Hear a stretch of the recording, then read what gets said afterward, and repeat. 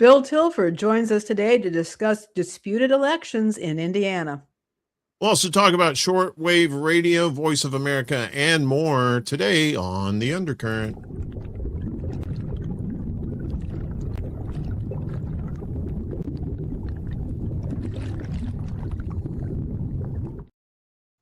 Greetings, greetings. Hello, hello. Good to see you, Uncle Warren. Good to see you too. Already got a question off the bat from Chuck. What's up, Chuck? Got a CBC voter in the house too. Will any of the election stuff fix their absolutely slow and awful response to the power outages from the storms? Yeah, Gary, Indiana had been out of power for about a week over there now. I've been hearing about this. And I got to tell you, and I don't know, I think things are doing okay up in Chicago. We've been having this horrible heat wave down here, and it's dry. I mean, I took a picture. I'll put it up on Facebook or Instagram later on. But last night I was walking around late at night, 11 o'clock at night, and I'm soaking wet, but had to get my steps in. I'm looking up at the trees and they're brown, and I'm looking, there's brown leaves all over the ground. It looks like October. Yeah. It's crazy. You got that heat dome. And there's another one. Yeah, it's bad. Yeah, those heat domes are terrible. They just trap that heat in like that. And I remember when I lived down south, those things were just awful. And we didn't have air conditioning either. I had a box fan, and I would just lay there and let the box fan blow on me till I finally got cool, and then I could put like a sheet on or something like that. But you know, if we would have had air conditioning back then, that bill would have been. I tell you, it's crazy. I mean, mine jumped $75 from June to July. I don't even want to think what it's going to be.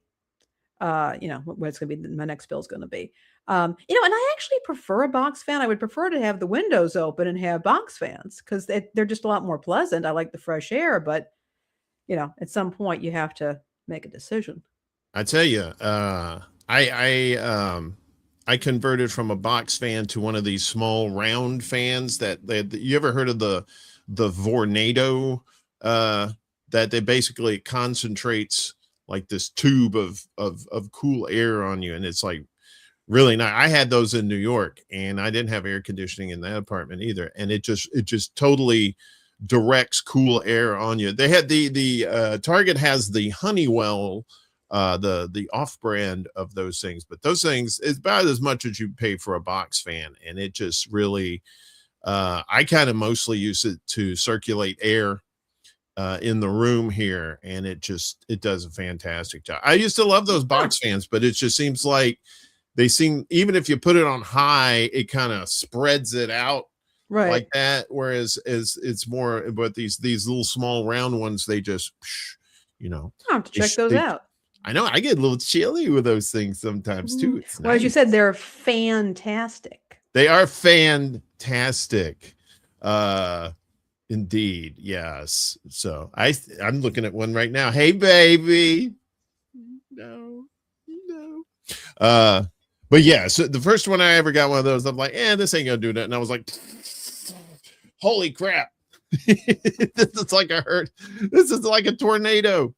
But it's really good. So hopefully everybody else around the country and around the world is staying cool. We'll talk about European temperatures later in the show. But speaking of weather, let's get to the riptide. And Hawaii over the weekend got pummeled by a tropical storm. Well, it was a hurricane, I think. Now then it got that. By the time it got to Hawaii, it was a tropical storm. So now today Honolulu resumes normal operations after tropical storm Lala. So this is like the rainfall that they got. So green is like up to 2 inches, and then white is around 30 inches. Look at the big island here. Yeah, they got pummeled. The city and county of Honolulu will resume normal government operations. This follows Monday's closure of non-essential offices and services in the aftermath of Tropical Storm Lala. Mayor Rick Blangiardi decided to reopen city offices and resume services on Tuesday as conditions across Oahu continue to improve, and significant progress is being made on recovery and restoration efforts. And just a small thing here. The only reason I know any of the pronunciations of the Hawaiian Islands is my years of watching Hawaii 5-0 reruns. So I know how to say the Big Island. That's easy. Our first responders, emergency personnel, city crews, utility workers, and so many others have done an extraordinary job responding to the storm and beginning the recovery. So let's get to, I guess, down here, some of the images here. This is, I mean, the trees were uprooted. It was a hurricane when it hit. Although I don't really know how to say that one. Kau? Is that how you say it? I don't know. I didn't really watch Hawaii 5. I mean, we saw it sometimes at my grandparents' house, but how dare you? Yeah. You terrible person. So yeah, so they have oh, you can go away now.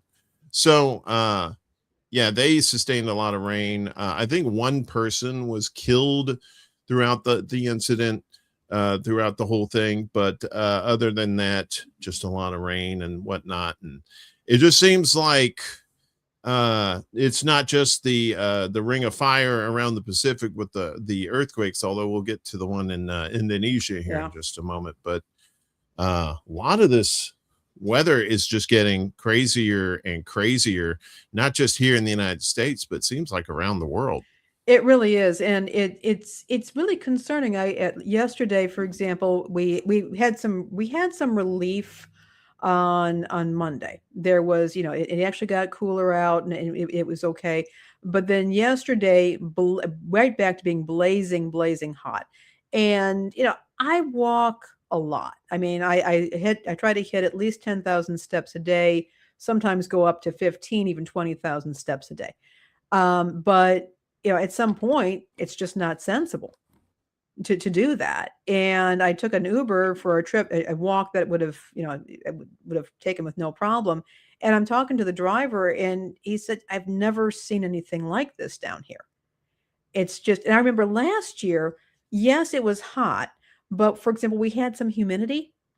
In fact, it got so humid at one point, I bought a dress from Amazon, hung it up, and all the wrinkles were out by the next day. But that's not happening this year. It's just dry. It's relentless dry heat. And I'm hearing stuff about reservoirs and other places going dry. It's happening. Yeah. So here it is. And I have no idea what to expect this winter. Well, northern Arkansas, and I know northern Mississippi too, when I lived there too. Not so much the snowstorms, but they were frequent with the ice storms. Yeah. And when I lived there in the 90s, the ice storms were kind of like once every few years kind of thing. But now it seems like it's almost like a every year occurrence. So yeah, and again, we're going to talk about what's going on in Europe, but it seems to be happening everywhere. Yeah. Yeah. I mean, people say, some people will deny there's climate change because they don't want to admit that maybe humans are accelerating it. But I think it's a combination of both. It's like you have natural earth changes, but you also have human interdiction that, kind of accelerates some of the heating process when you're pumping more. You've been pumping CO2 into the atmosphere for well over 100 years. It's going to make a difference, and people can deny that as much as they want, but that's just science. That's how that works. So, yeah. And the South getting it like that is yeah. I remember a few times it getting pretty hot down there, but then once the humidity kicked up, it was just that's why I could never live in a jungle. too many Yeah. snakes and bugs for one thing. And that humidity, I would just be like, why even take a shower? You're just, you're soaked every day from it. Again, I said, like last night I left the house at about 9:30 just because I had to get my exercise. And I came back after about 11 o'clock or so, a little bit after that. And I was just, I wasn't running. I was just walking all over the place. Yeah. And I come back and I am soaking wet. Yeah. It was just, and it's relatively dry out there. It's so hot. During the day, it's getting, we're getting 100-degree temperatures with, the feels like 107, something like that. It's absolutely brutal. Yeah. This is the old adage, like, why even bother taking a shower? Because as soon as you get out of the shower, you're just going to be soaked again. So, well, we were talking about earthquakes too just a second ago. Let's Indonesia dealing with a quake there. So a doctor in the earthquake-struck Indonesia area pleads for support as the number of injured and displaced rises. So as the scale of Saturday's deadly earthquake in eastern Indonesia emerged, a post on social media went viral. I am physically unable to handle this many patients alone, wrote Dr. Melinda Bella, a young doctor in East Manggarai, a Regency island of Flores. Please help, she said, ending her message with emojis of tears and prayer hands. For 36 hours after the earthquake struck, Dr. Melinda was the only doctor working in the village of Dampek, one of the areas hit hardest by the disaster. The powerful magnitude 7.7 quake struck north of Flores on Saturday, inflicting enormous damage across Indonesia's East Nusa Tenggara province. At least 70 people have been killed and nearly 1,200 injured. Dampek is in East Manggarai, where Dr. Melinda worked around the clock to help the many injured. When the ABC sought out the young doctor, she was busily working in a makeshift hospital, which had been set up after the main health facility was damaged in the earthquake. A dozen people were lined up on stretchers with IV bags tethered from a tarpaulin roof. Dr. Melinda was working with nurses to check vital signs and treat injuries while more patients were rolling in. She said for the first 36 hours after the earthquake, she did not receive any support. With no sleep and little to eat or drink, she treated the scores of injured people in her community.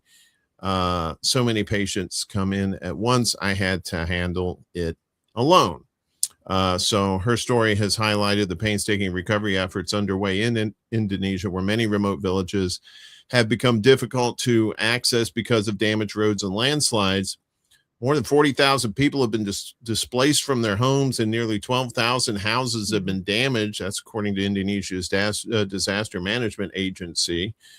Many homes, including near the makeshift clinic, lie in ruins, reduced to piles of rubble. Families have set up temporary shelters and are sleeping under tarps, largely exposed to the harsh Indonesian heat. Yeah, talk about heat and humidity there too. Even if their homes mostly survived the initial quake, many have been sleeping outside, fearful of aftershocks that could bring rubble down on top of them. As of Monday night, many residents in the island's Manggarai Regency, one of the areas most affected by the earthquake, were still living in those shelters. And Indonesia is not, they, of course, what was it, 2010? The big earthquake that caused all those tsunamis. Oh, yeah. In that area, which actually made the world think about how we treat tsunamis and early warning systems for those things. Because before then, there really wasn't much of an early warning system for tsunamis. Or was it 2005? I'm always confusing that one with the one in Japan. I think the one in Japan with that was 2010 or 2011, I think, something like that. But yeah, that's the thing. I don't think there were any tsunamis affecting people in this. At least I didn't see any in the reporting. But, like we say, it seems like it's the earthquake of the week. Yeah. Every time we report on these things. And wildfires have become like mass shootings in this country. It used to be if there was a wildfire, you'd hear about it. It used to be if there was a mass shooting, you'd hear about it. Now, yeah. Yeah, it's an every year thing too, especially out in California, in Canada too. They've been dealing with that every year as well. So these these things are getting more and more on the regular. Yeah, and you, as you say, that there's so many now that people just stop reporting them so much, but you know, they're still there. And I mean, I'm pretty sure the people in those areas want to know about those things, but you talk about the ring of fire around the Pacific there, and we always say that California and the whole West Coast is on that thing too. And if the quote unquote big one ever hits there, you know, it could be like that movie 2012 where just California just kind of goes, well, we'll see you later. Yep. We're gonna do our own thing. Yeah, we'll be out here, or California Island out here. You know, I'm hearing like the theme from Gilligan's Island in the back there. What was it? Escape from L.A. was basically he was in L.A., but it was on its own island. An earthquake had I don't know. Not as good as the original Escape from New York, but that was a good film. Yeah. I'm the Duke of New York. Oh, wait, he said, no, who's it? Donald Pleasance? He's up against the wall and he says, you're the Duke of New York. Hey, number one. Speaking of California, Meta in court once again, doing their best Trump impression of being in court all the time. States take Meta to trial in California in the biggest fight yet over social media harms to children. So of the thousands of lawsuits Meta faces, you know, when your company faces thousands of lawsuits, you're screwing up something big time. So the thousands of lawsuits Meta faces over child safety on its platforms, none may be more consequential than the one going to trial this week in California. States are seeking extensive financial damages that could, in theory, total as much as 1.4 trillion TRILLION dollars, plus changes to how the company operates Facebook and Instagram. The lawsuit accuses the social media giant of contributing to the youth mental health crisis by knowingly and deliberately designing features that get children addicted to its platforms. It also claims that Meta routinely collects data on children under 13 without their parents' consent, in violation of federal law. Meta has harnessed powerful and unprecedented technologies to entice, engage, and ultimately ensnare youth and teens. Its motive is profit, and in seeking to maximize its financial gains. The lawsuit says dozens of states filed the lawsuit 3 years ago. The trial set to begin yesterday in federal court in Oakland, California, features 4 of the states as plaintiffs: California, Colorado, Kentucky, and New Jersey. The other 25 states are expected to have trials later. Meta said it disputes the allegations, and the trial evidence will show its commitment to supporting young people. We've listened to parents, worked with experts and law enforcement, and conducted in-depth research to understand the issues that matter most, the company said in a statement. For Meta, which already lost 2 pivotal cases over harms to children and teens this year, the stakes are high. The company reported a rare profit decline last month, in part due to $2.4 billion in legal expenses. The $1.4 trillion figure, which Meta disclosed in a legal filing, is almost as high as the Menlo Park, California company's entire market capitalization. That is the value of all its outstanding shares on the stock market. Paying it would inevitably put Meta Platforms in bankruptcy and perhaps put the company under state ownership. The state attorneys general are going for the gusto, said Eric Goldman, a professor and co-director of the High-Tech Law Institute at Santa Clara University School of Law. They're trying to set the definitive precedent in this case, and they have asked for extraordinary damages, and they are going to seek extraordinary structural remedies if they succeed. So $1.4 trillion not B. They ain't screwing around this time. That and for Meta to become like basically, I guess taken over by the state. That would be something. Yeah, that would be very unprecedented. And if that actually happens, watch out, other corporations too that might, especially when you're harming children like that. Yeah, it really is. I've been following this on NPR. I listen to NPR in the mornings. And it's an interesting case because they're basically trying to say that the entire format of these social media platforms is designed to hook somebody, get them in, and keep them scrolling. Doom scrolling, as they call it, or however you want to define it. And I think they have something of an uphill battle because people used to say that about television. That they were hooking kids on television. They got addicted to screens and that sort of thing. That never really went anywhere. I mean, there's a lot of restrictions on children's television, but now, of course, TV, old-fashioned TV is passé. So I don't know that they're going to be able to make this case. I think that their concerns are real. I think I would probably be suggesting that the data collection is a more serious and more easier to prove, my guess is, than proving that these companies are deliberately addicting children to social media platforms. And I think that, the response, the defense would be, well, isn't that the parents' job? Why are parents giving children access to these devices? Why are they not supervising this? We have special accounts for this. But the data collection thing seems to me to be a more solid route to going after Meta. Yeah, I don't know about the 1.4 trillion. I think it's kind of like in negotiations, you shoot high and aim, hopefully it's a big number. Get it into the middle. Yeah, and the number of states that are involved in this too. I mean, this is something that Meta just can't sweep under the rug. And say, well, parents, it's like, well, I think the difference now between what happened with TV back then is like kids didn't carry a TV in their pocket everywhere they went.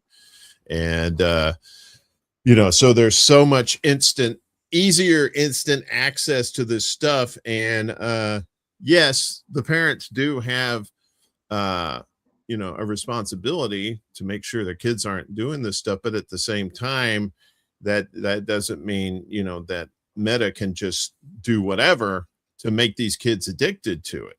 Right. So, but at a lot of blame time, to go around. Oh, yeah. And I don't know what I think about the state taking over social media platforms.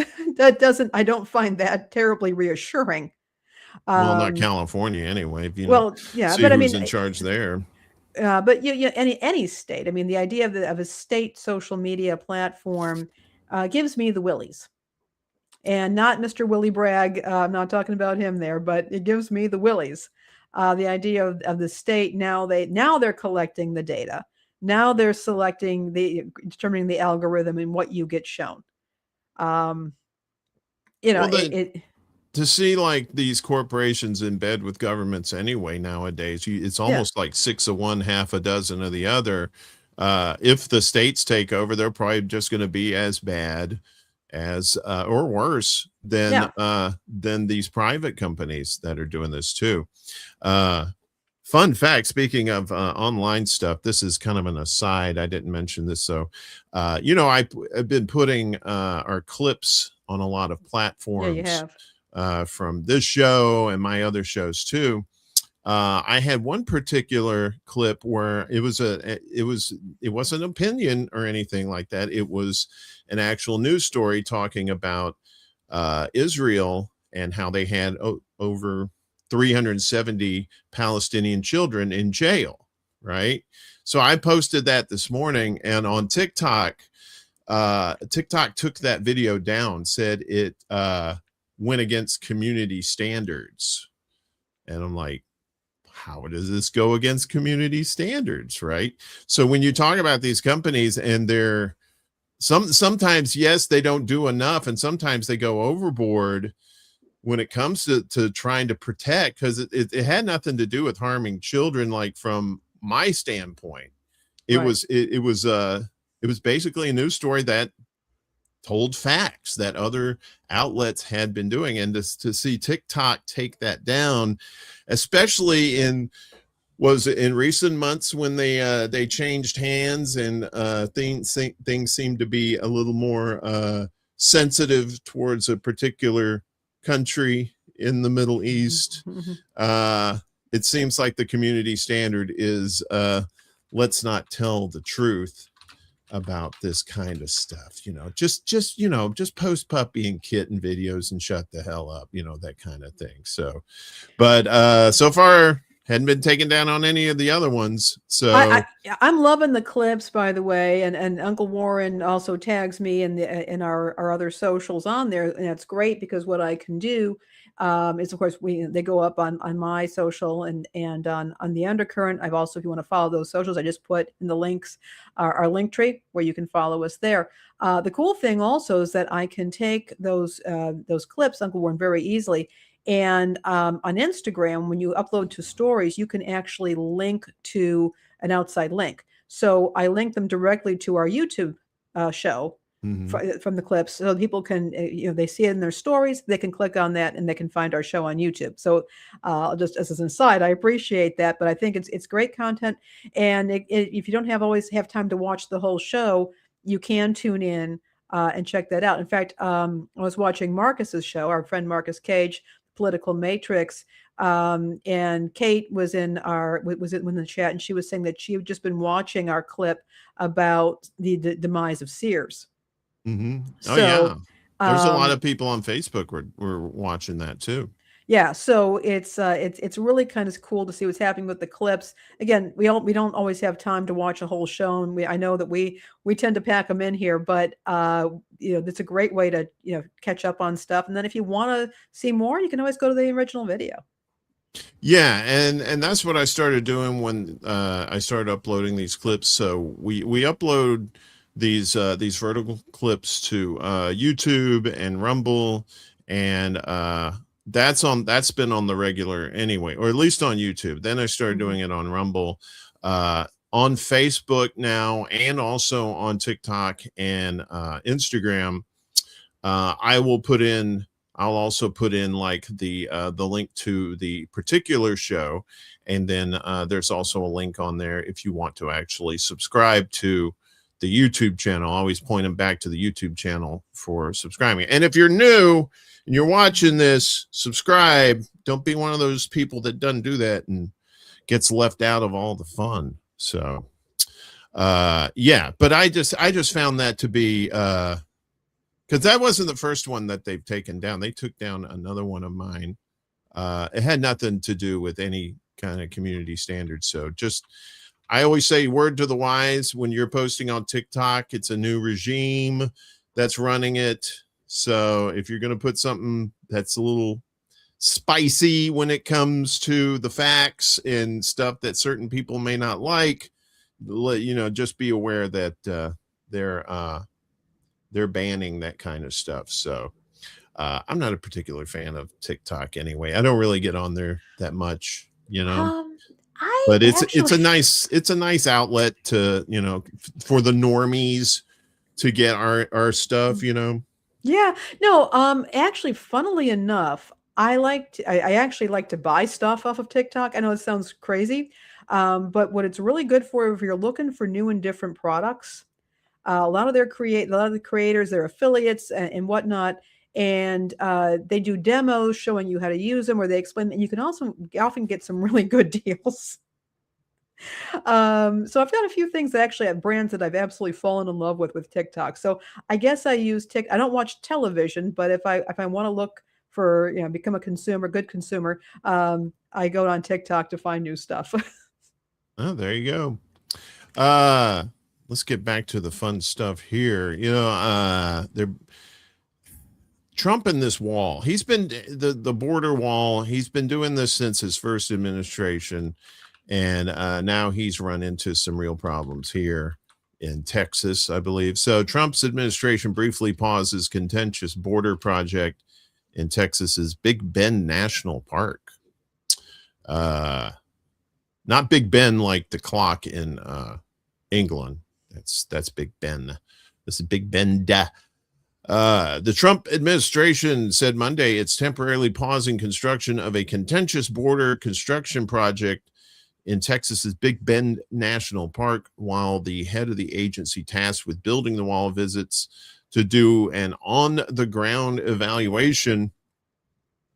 The project through the national park in southern Texas has faced fierce bipartisan opposition by critics who say it's marring the area's pristine environment. They argue the region's rugged and remote terrain already serves as a deterrent to migrants and smugglers.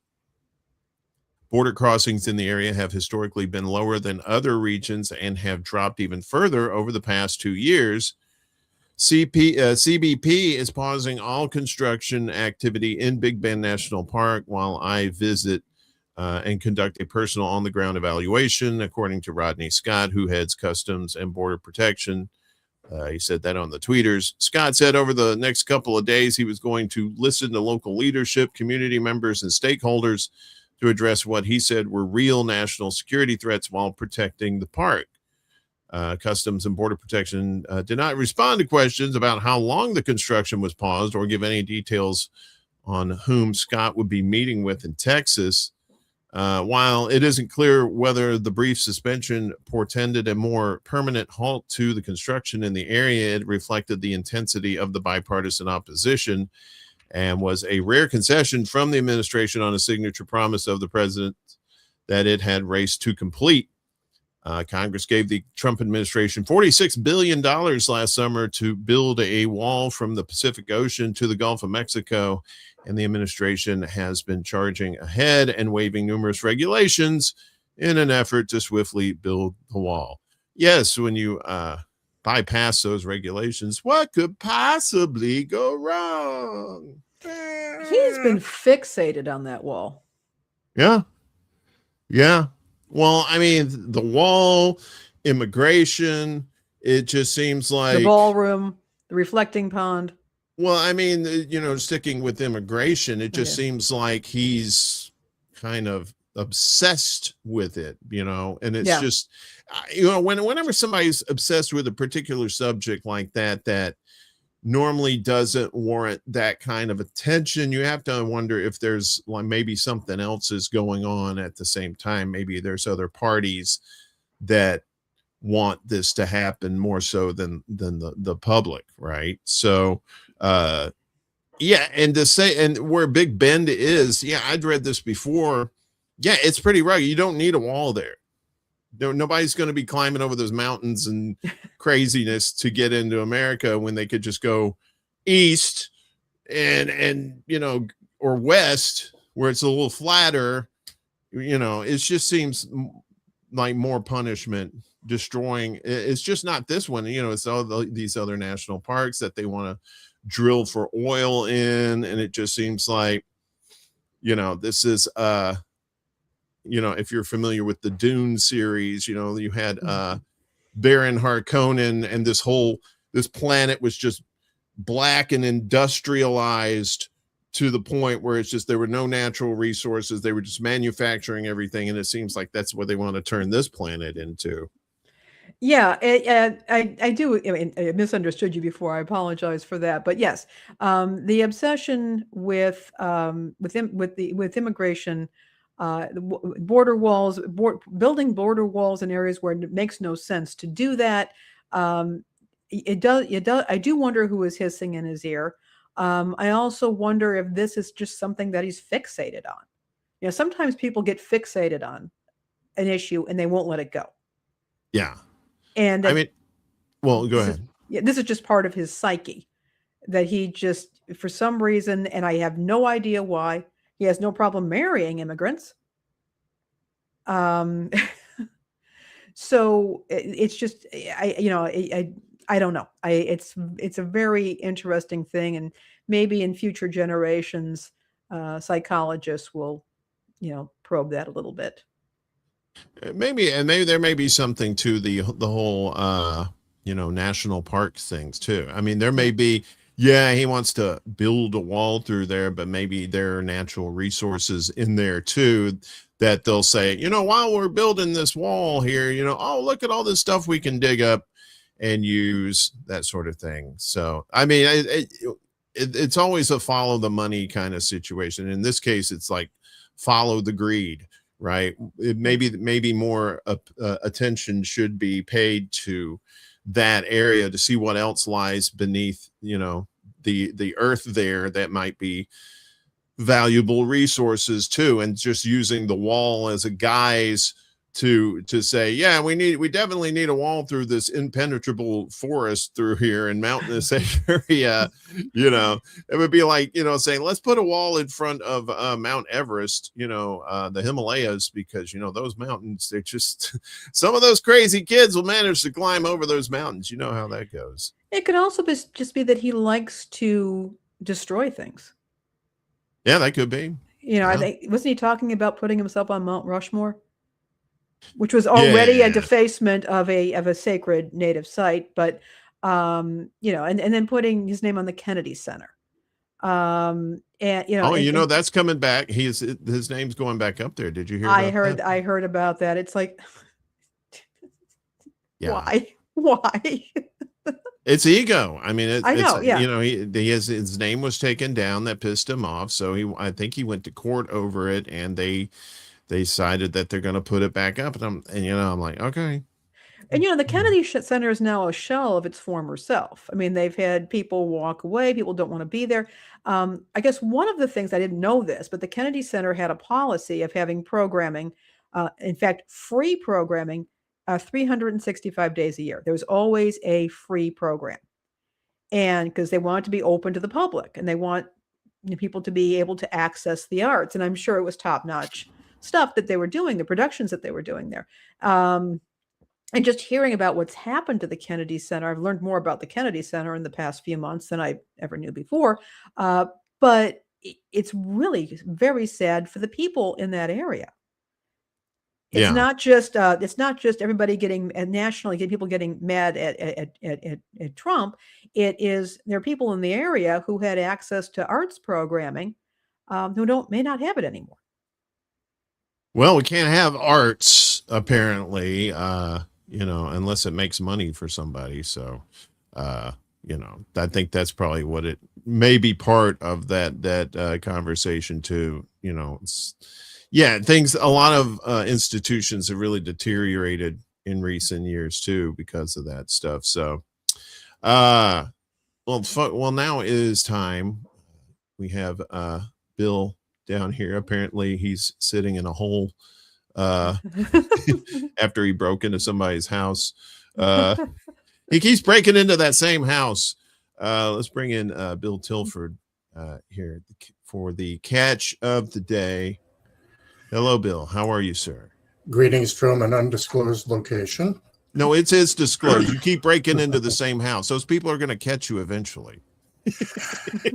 Before we get to why you think I'm here, I'd like to share a couple things about some of your other segments. Sure. Beginning with the weather climate. I happen to live in central Indiana, and yesterday I got a brand new roof, courtesy a really bad storm that brought down my neighbor's tree upon it about a month ago.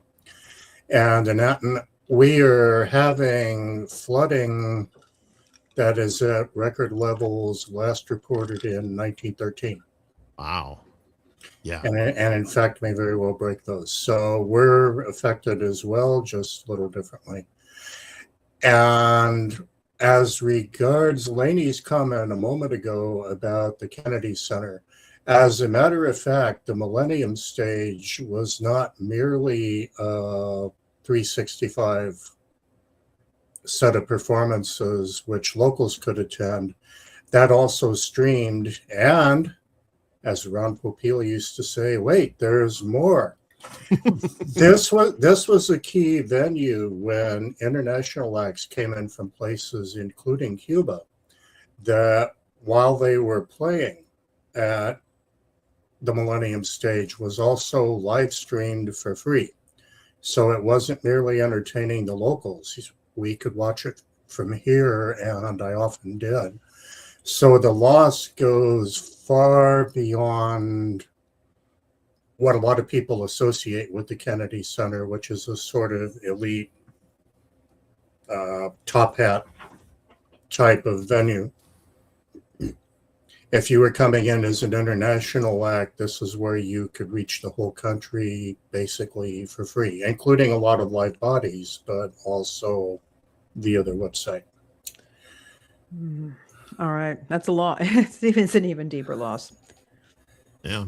You know, you're in Indiana. Have you heard anything about what's going on up in Gary? I know they've been without power for over a week now. Have you heard any like updates up there? Or? I've been so deep in our own travails here. I confess I haven't had my eye on that, but I'm not shocked to hear that. Here, the power outages were relatively short, but my mother's landline was out for about 3 weeks. Oof. Yeah, there's still people with landlines out there too. And, yeah. And, you know, a lot of people with cell phones, especially younger people, don't understand that. Yeah, you know, landlines are still a thing. I know people that still have landlines too. Well, my mother's in her 90s, and we tried a cell phone with her briefly. It was a fascinating. Yeah, she was like, no dice. Unsuccessful adventure. Yeah. A lot of folks like who are up in age like that are just like, you know what, the wall phone is fine. The phone, do. That's all I need. I don't need to see pictures of puppies and kittens. I just want to call somebody. Mm-hmm. Yeah, go ahead. So where would you like to go next? Well, let's start with this Indiana. Uncle Bill's been on a few times, and we've been talking about this disputed election in Indiana. What is it, 23rd district? It's the state senate? Yes, and to set the table for that just a little bit, I'd like to add a couple of fun factoids. Sure. It's an area that punches above its weight in political history. Brian Lamb, who founded C-SPAN, came out of Purdue, which is in that district. Okay. And on the flip side, the larger U.S. congressional district was back in the 70s home of Earl Landgrebe, who famously was not only Nixon's last holdout supporter, but told reporters not to confuse him with the facts. And at the moment, the incumbent, Spencer Deary, has a district that includes geography like Purdue, but also that part of rural Indiana that is still my country right or wrong, my president right or wrong. And Deary committed the horrible sin from MAGA's point of view of voting against redistricting. Okay. He was one of several Republican senators who did, and everyone was targeted by Neo-Caligula. Originally, Deary squeaked out a very narrow victory, about 6 votes. His opponent, Trump-backed Copenhagen, had her attorneys throw the kitchen sink at it. Most of the allegations were thrown out. In relative fairness to her attorneys, outrageous allegations are nothing new in litigation, but they used the whole playbook, most of which got thrown out. Ultimately, though, very recently, the Recount Commission, which is a 3-person panel that is stacked with 2 Republicans, voted 2-1 to hand it over to Copenhagen on the basis of several votes were not signed and stamped by the clerks. And oddly enough, these are not absentee ballots. These were live ballots. People showed up with their ID. And The only problem was the signature and stamp was not on it. Now, here's where it gets interesting. Technically, Indiana code requires that those marks be on a ballot for them to be valid. However, the same Indiana code also says that ballots that have been properly cast by the voter cannot be invalidated by clerical error. I'm paraphrasing here, but this is the gist of it. Cannot be invalidated by clerical error unless there was evidence of fraud or tampering or other misdoings. So at the moment, Copenhagen is sitting with an equally razor-thin 6 votes, I believe, victory.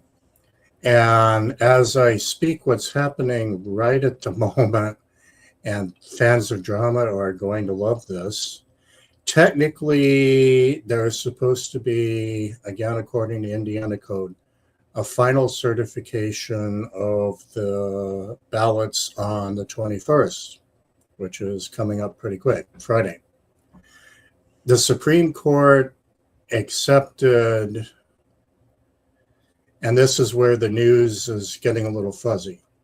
The Supreme Court accepted the Deary camp's motion to consider whether to take the case. And what it did, now that's not the same thing as scheduling it on their docket.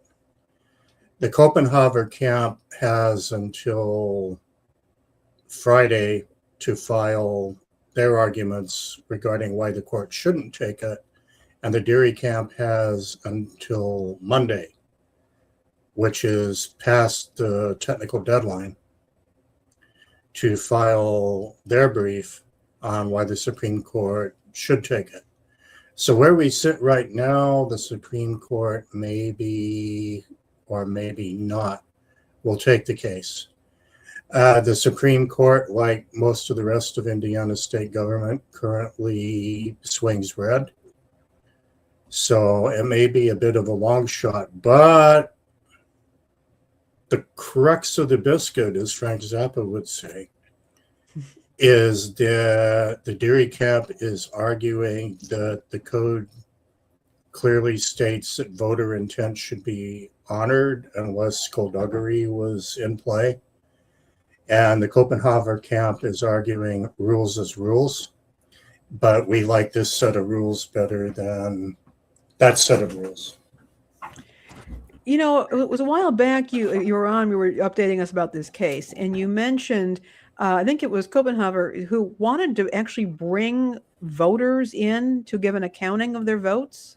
That, fortunately, was one of the many demands they made that were thrown out along the way. Okay, because that was scaring us all. But here's where I have to add a caveat.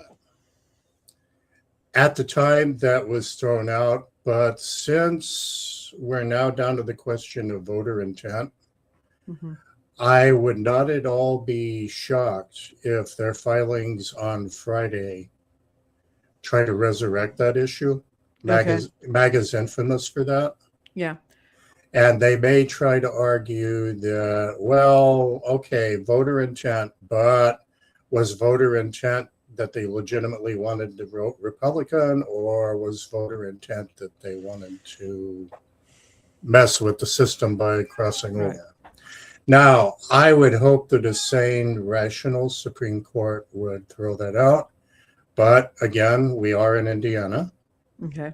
And amazing things sometimes happen here. We also brought Secretary of Agriculture under Reagan, Earl Butz, who resigned after a joke about people of Polish American extractions and ducks, if you might recall. You know, we produced some pretty interesting characters. We also produced Kurt Vonnegut, who may explain a few things regarding why we are the way we are. But that issue is, I'm reluctant to write a death certificate. Rather, I would say it's terminal, and hopefully we'll die soon. But One can hope. That really, actually, when you told me about that, that really kind of scared the heck out of me. And I try not to, I don't scare that easily these days. But that really did make me nervous.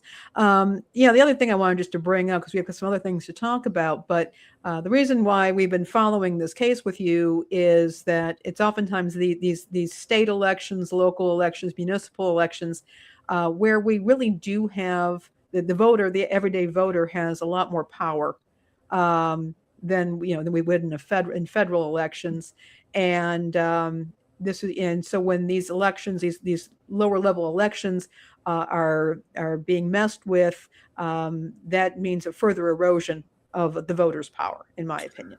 Yeah, Copenhagen, by the way, worked for our current Lieutenant Governor, Mika Beckwith, who is the closest thing we have to a certifiable whack job at the state level, and happens to be a minister of sorts to boot. So they tend to go together. Yes. And I'm ordained myself, but yes. Well, no, some of my best friends are people of the cloth, but Yeah. he's in the Constitution was directly inspired by Jesus Christ camp. So Excellent. And well, no, not if you live here. Yeah. Uh, A little bit of sarcasm. Indiana is going to be an epicenter of the mail-in ballot problems. Okay, that's good to keep our eyes on. Yes, and it's an interesting coincidence that our postal delivery has become absolutely horrific. I don't want to go deep in the weeds on that. That might be good for a future episode. But there are addresses here where they get their mail almost weekly rather than daily. And it does happen in other areas, but I am not surprised to hear about that. And the demise of our postal system is a great thorn in our side. Another thing that has undergone a demise is Voice of America. And just a little bit of backstory on that. Voice of America was a government broadcast radio service.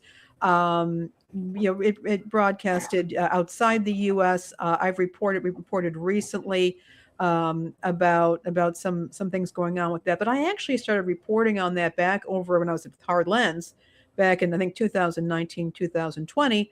The Trump administration was kind of pushing at Voice of America's editorial independence at that point, was messing with it. And we began to see this erosion of the Voice of America broadcasts from, in English. And so in English, but also in other languages. And you shared this with me, what is going on with Voice of America.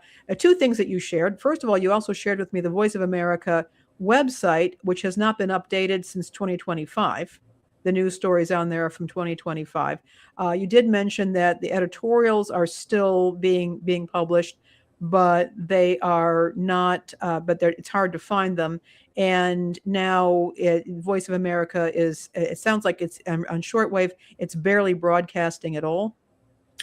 Yeah, it would take a half hour to give you the full play-by-play. So I'm going to give you the highlight reel instead. But here too, I need to set the table. VOA is part of a larger U.S. broadcasting ecosystem that was sort of a good cop, bad cop combination. VOA was the good cop. It was supposed to be America's best objective face. And then the bad cop, in quotes, was broadcasters like Radio Free Europe, Radio Marti, Radio Farda, Radio Sawa, Radio Free Asia, things that were more or less overtly designed to help destabilize unfriendly governments by, quote, enlightening their populations, unquote. VOA was supposed to be the good cop. And it has always been a political football regarding who should control it, what should be in it. It has had moments of error before, including some years back, a disastrous rolling news experiment that could best be described as people not ready for prime time on stations like WBBM maybe ended up here. Fortunately, it returned to sanity to a degree. But before the Trump administration stepped in, it was already taking a lot of content from AFP, which is France's news agency in English, and Reuters. So there was already a lot of non-American content going out over VOA. And that raised concerns even among some of us who were otherwise friendly. There's something to be said for buying American there. So Trump 2 comes along, and Carrie Lake was sent in, I don't really think to dismantle it. I think in her heart, she was truly believing that she could find a way to convert it into something like Voice of Trump. But she had the mandate to cut it to its statutory minimum, and they blew up as much as they possibly could. Ironically, some of the survivors were the other broadcasters like Radio Marti, which is something I could spend a half hour talking about its scandals. But it placates the Cuban American donor community in places like South Florida. So it's a sort of sacred cow for politicians.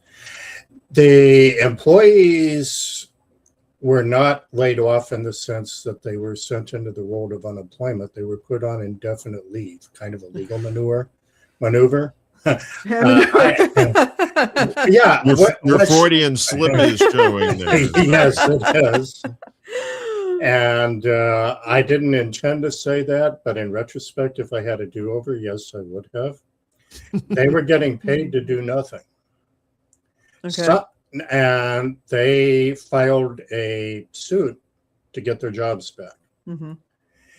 The courts technically honored that, but the problem is, while this was happening, the original office space that they might have gone into was repurposed, decommissioned. Oh. And there is legislation pending in the Congress to put the remnant of whatever survives directly under the State Department. And originally, VOA was under the aegis of an ever-changing umbrella that was last known as USAGM. Okay. And Congress is working diligently to eliminate that and replace it with an information services agency that would be directly under state. You know, in the meantime, getting back to your original observation, no news is going out over VOA proper in English. Okay. There are still some rump broadcasts going out in Korean, Mandarin, and a few other East Asian languages, but it's a very limited schedule. The only place where you'll find English updating is a fairly frequent editorial on the website, but that's website only. It's not broadcast. I know I'm being talky here, but one important point. VOA Special English is how millions of people around the world learned English. Special English had a limited vocabulary, and it was broadcast rather more slowly than you and I would normally converse. But there was a reason for that. Yeah, they were learning English. Yes. We were teaching people English. Yes. Okay. You know, and I didn't realize, I didn't know about that. So that was absolutely fascinating when you and I were talking about this earlier. But and that they're doing that was one of the purposes of VOA. The other thing that, that gets me is I'm thinking about a couple of things. First of all, just the crumbling infrastructure. When you have a website that hasn't been updated since 2025, it's worse than having no website at all, as far as I'm concerned. It just, with no explanation, nothing. I just think it looks really bad for any organization to have a website that's obviously has a date on it that's way in the past. And it's almost, it's really, I would say, demoralizing, I would think, for VOA folks. Oh, absolutely. And I think the while part of my heart is with the former employees, reality is they haven't read enough Dilbert cartoons. If they somehow found a way to get back into the office, Right. there are a million different ways the administration can make it a dystopian hellhole that would make them regret the day that they re-entered the room. And I really don't think that has occurred. Well, it has occurred to some of them. There are a few articles out there about how many of them have decided to go. Some of them are baristas now. Some of them are finding other radio or television outlets. Some of them are getting the memo. Yeah. But some of them still have the belief that they can someday go back into the office, do their jobs, and maybe they need to talk to a few postal workers before. Yeah. The $64,000 question, and now I'll end today's money, $64 million question for me is Neo Caligula could have made this the voice of Trump. He had all the parts and places to do it, and he probably would have skated in the courts had he done that. So why didn't he? And my best theory, looking at the communications of the executive branch generally, is that anything that is competition to Truth Social is, I know this is doing a little psychoanalysis here, but consider all the times that Truth Social has trumped, pun intended, his own cabinet members or the other. When's the last time you watched a Pentagon briefing or for anything other than entertainment? Yeah. Or a White House press briefing? You know going in that a tweet is going to come out that just wipes it all away. So and it's worth noting here that Truth Social is a commercial entity owned by Mr. Trump et al. So I believe in my heart that's why we haven't seen a MAGA version of these broadcasting entities. Trump really does wish that would just all go away and everybody would subscribe to Truth Social instead. You know, and he's also charging money now at like $100,000 a month for banking institutions and that sort of thing, or financial firms and whatnot, to get early access to his posts. Yes. And that's going on. So actually your theory, in my view, makes a lot of sense. I did also want to mention, we've talked a little bit about this on the show in the past, and I want to share this again, that, you know, when we talk about the loss of Voice of America, that sort of thing, to remind folks that in the U.S., when, you know, where we're living a relatively luxurious existence, not as much as in the past, but that access to media outlets is very commonplace. In a lot of other areas around the world, when a media outlet goes, they may be losing one of their very few bits of access to the outside world. I remember when the BBC News Service, World Service, discontinued its, I believe it was its Middle Eastern branch or its Arab branch. I forget what they called it, but people who were in areas where there was civil war were saying, look, during our civil wars, those BBC radio broadcasts were our one link to the outside world. The local, the local stations were not operating, or they were under government control. It was their one bit of access to this. So when these broadcasts, over-the-air broadcasts, go away from other countries, that deeply impacts people around the world. I also just wanted to share, and here we go. It's our day today's. Today's our I'm putting it in the comments. Today's new Substack newsletter show notes. We've got a list that you've provided us of some great stations around the world that do broadcast in English. You do not need a shortwave radio or even to hear them. They stream online, so you can hear them, and you can hear different perspectives from different countries. Now, do these countries have an agenda? Of course, they have their agendas, and so do we.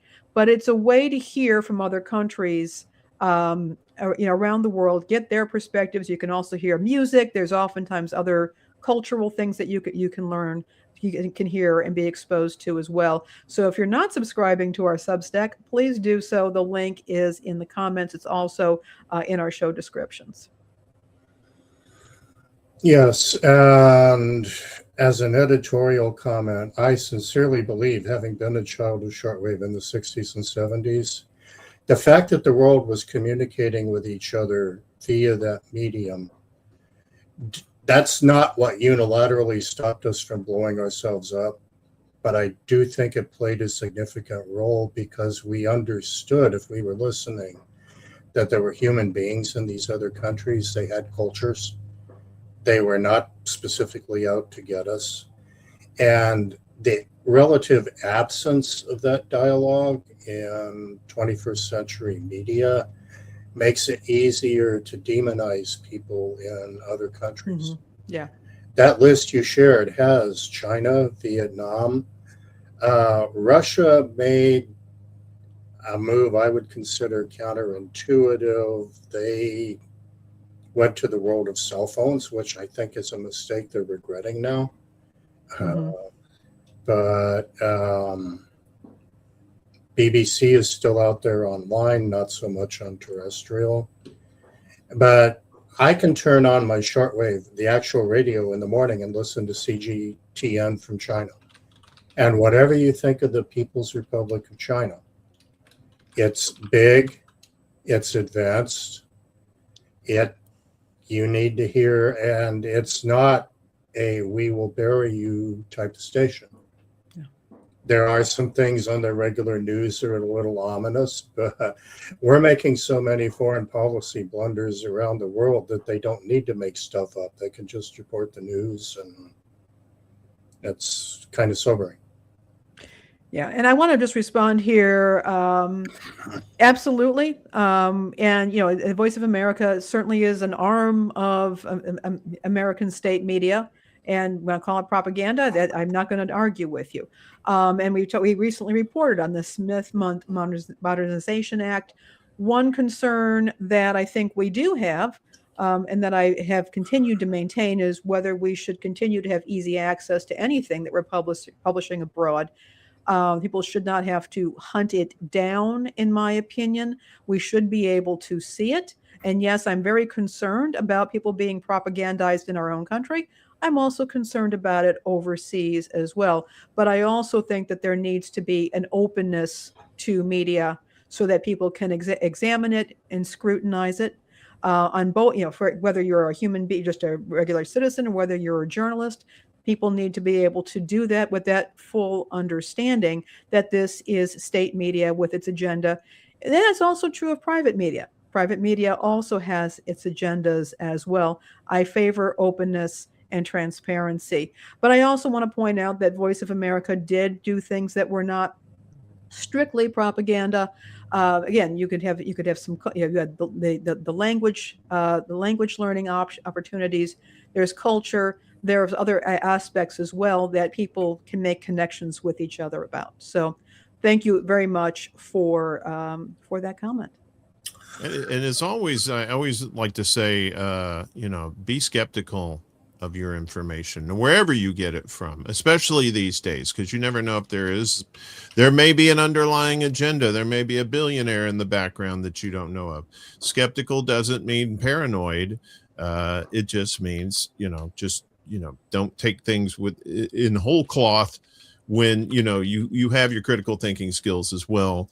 And as always with journalism, always, reference more than just one source, particularly with very important issues.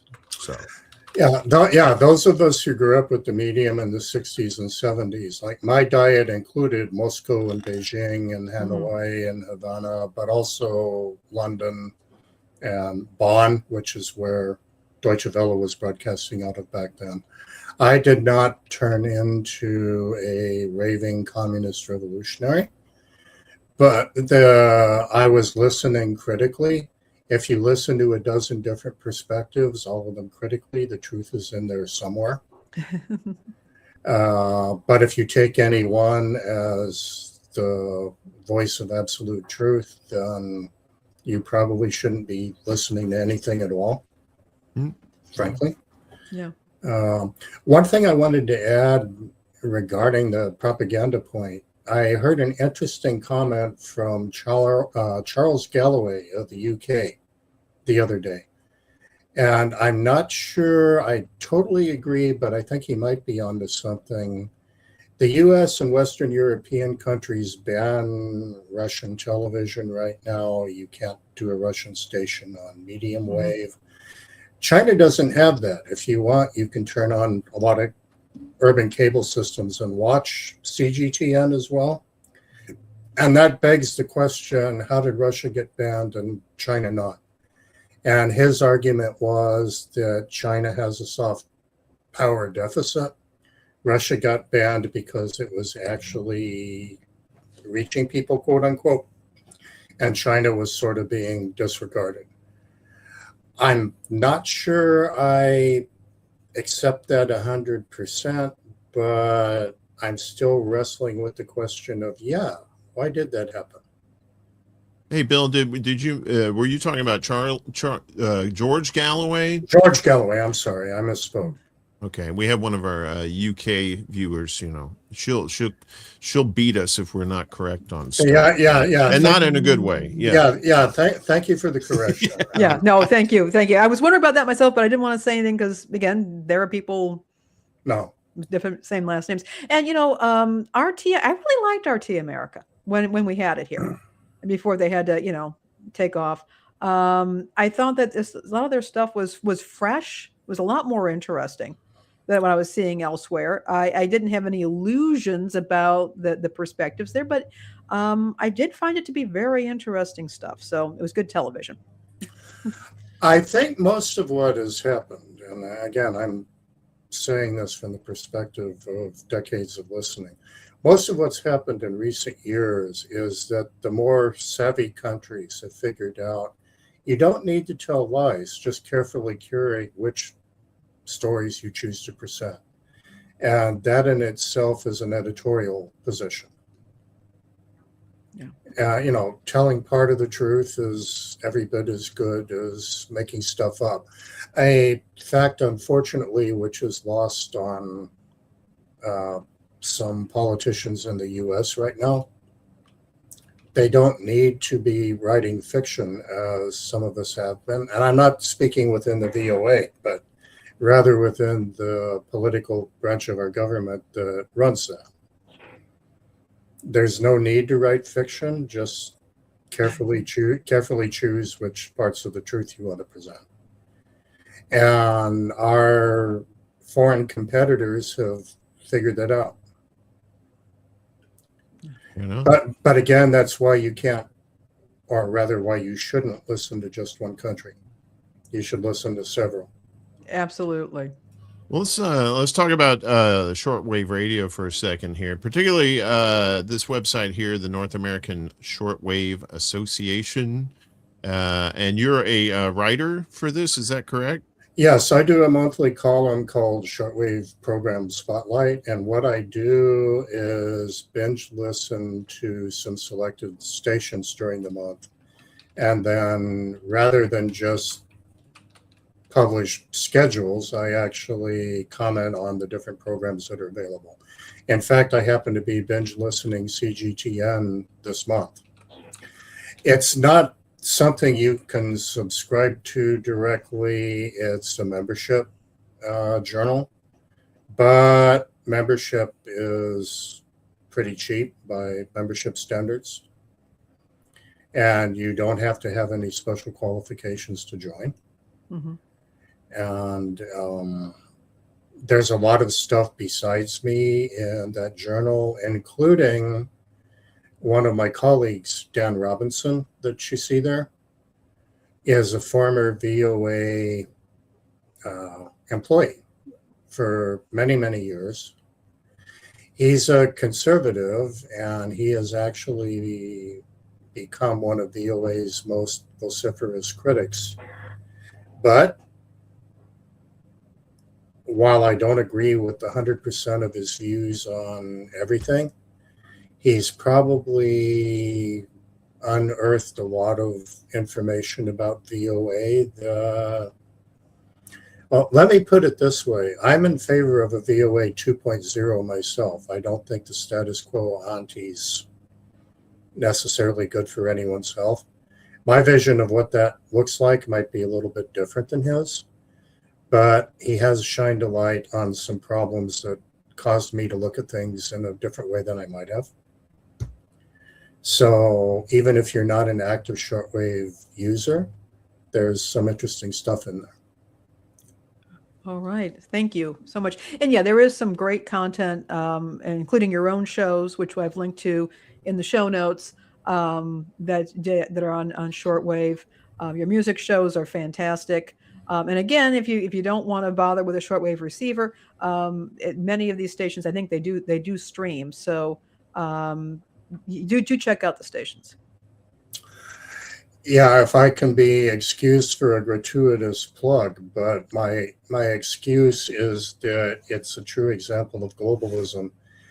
Friday's guest on Uncle Bill's Melting Pot is a fellow named Ian Brennan, and he's sort of a global equivalent of what Alan Lomax did a century ago, except he's going from country to country.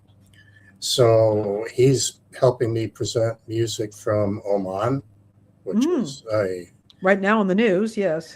And it gets better. Oman has a centuries-old bagpipe tradition that predates the British going there. So it's Oman bagpipers.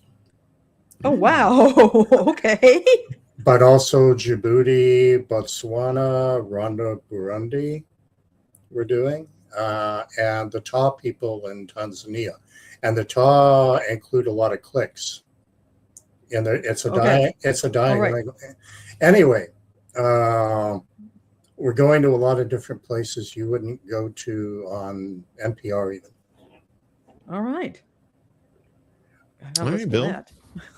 It's one Sounds good. It's one of the most fascinating guys I've ever met. Sounds like it. Yeah.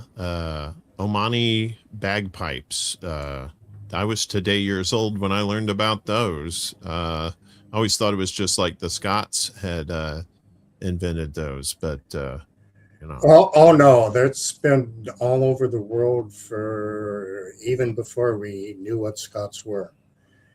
There's an actual album that he released, Omani Bagpipe Singers. Oh wow.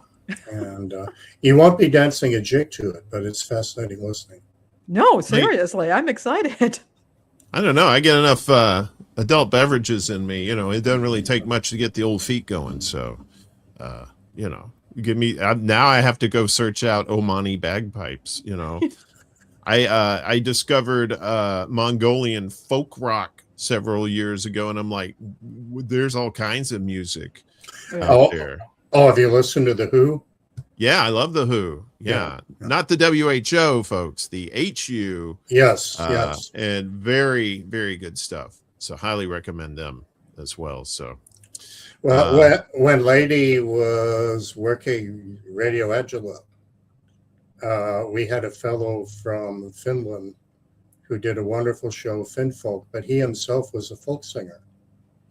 Yeah, I'm sorry, a throat singer. A throat singer, yeah. Yeah, I mean, there are even guys doing that in Finland. So. Those were the days, yes.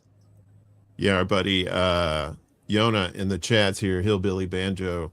Yeah, Omani bagpipe sounds like something DJ Yoninah would mix with Weed's music.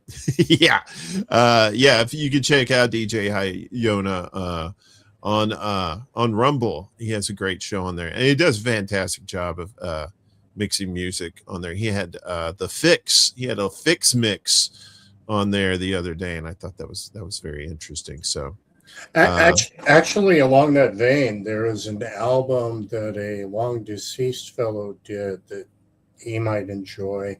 It's Martin Bennett, but Martin with a Y, and the album is called Bothy Culture. Right on. And Bothy is Bothy. It mixes some bagpipe sounds with a lot of electronica, and trust me, whoever wrote that comment, they should go look for that. Yeah, Yoninah's always on the lookout for eclectic music like that for mixing purposes too. So we appreciate you, Bill. You're going to stay the rest of the show, right? You're hanging out there at somebody else's house. You got probably raiding their fridge, making sure they got goodies for you there. That's good. Yeah, I have to wait till the local authorities do their donut run. So I'll hang out with you for a little bit. Well, let's get to the prize keepers. Of course, it's news you can use, Yes. and unfortunately, this is news people need to know about. You've heard of the poopy salads and the salmonella peppers. Now we have glass in your fruit bars. Yay? Question mark. Outshine fruit bars recalled over possible glass contamination. There we are right there. That's their strawberry brand there. Made with real fruit and glass. Well, I'm sorry. No, it doesn't say glass. Sorry. So Dreyer's Grand Ice Cream Incorporated is voluntarily recalling a limited number of Outshine fruit bars due to possible foreign material contamination with glass. The Walnut Creek, California-based company announced the recall on Sunday, August 16th. The affected products include 5 flavors of Outshine 6-count, 2.5-ounce fruit bars: strawberry, watermelon, grape, tangerine, and black cherry. The recalled lots were distributed to retailers nationwide. I believe Whole Foods carries that as well, if I remember correctly. So only specific batch codes of the 5 flavors are subject to the recall. Consumers should check the bottom of their package for the batch code and UPC number to determine if their product is included. And this link will be in our Substack, so you can check these out for yourself. No illnesses or injuries have been reported in connection with the recall, according to Dreyer's. Consumers who have purchased any of the affected products are urged to dispose of them immediately or return them to the store where they were purchased for a full refund. Anyone who believes they may have been injured by the affected product should contact a healthcare provider right away. Consumers with questions or concerns can reach Dreyer's Grand Ice Cream Incorporated directly by email at dryers@casupport.com. They've said in a statement that food safety remains a top priority.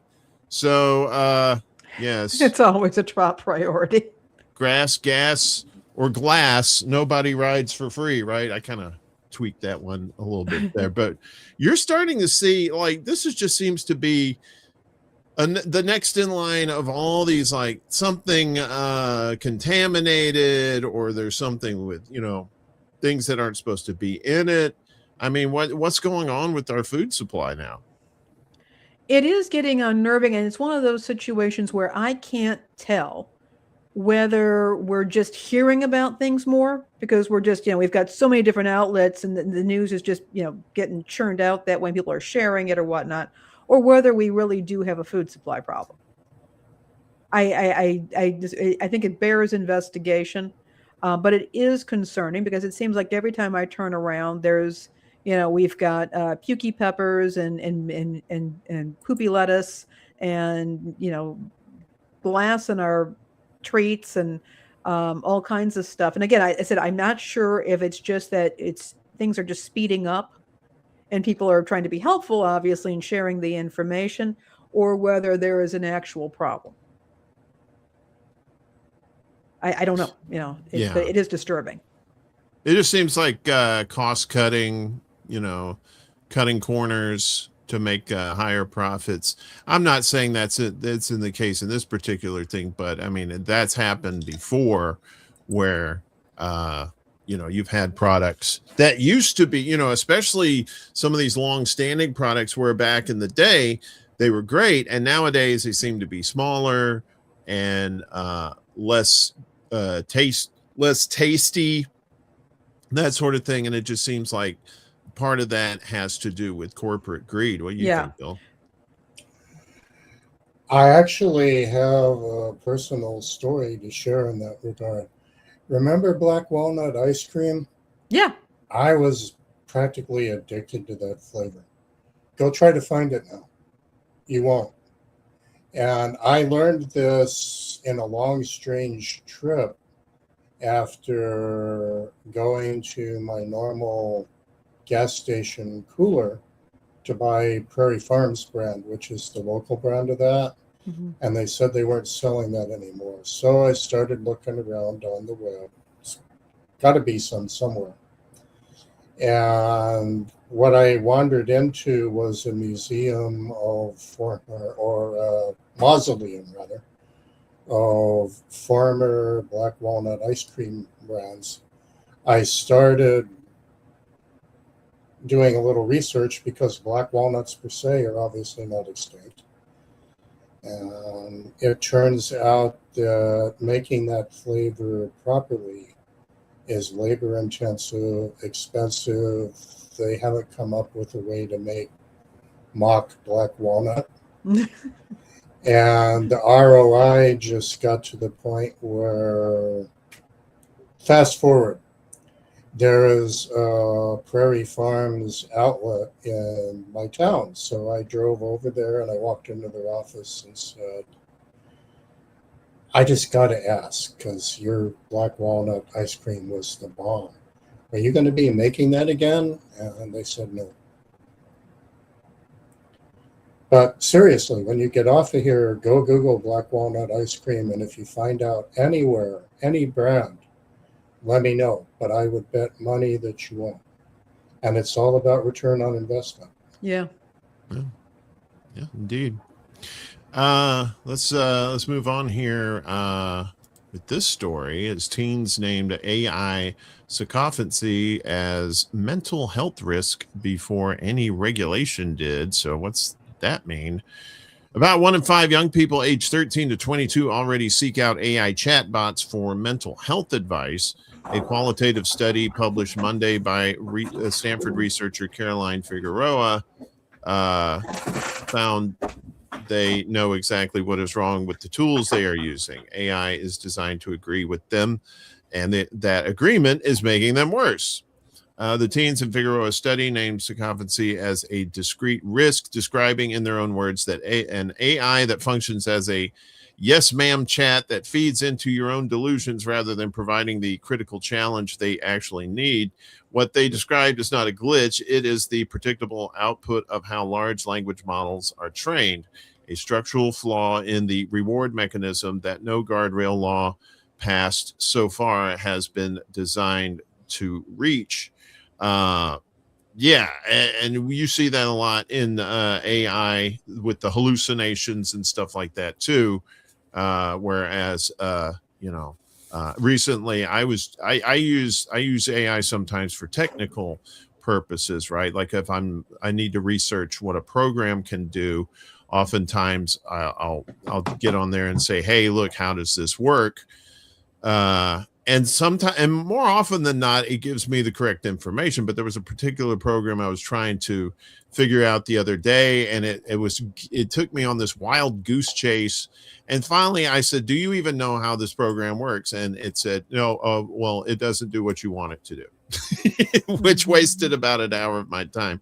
But with these kids, it's I mean, not just kids too, it's adults who use these things for a mental therapist as well, because it's easy, it's right there, and they may get the answers that they think they want, but they may not be getting the ones that they actually really need to have. And I find this to be very disturbing also when you couple the fact that getting actual mental health treatment from humans costs an arm and a leg, and a lot of people can't even afford regular medical help, much less mental health from human professionals.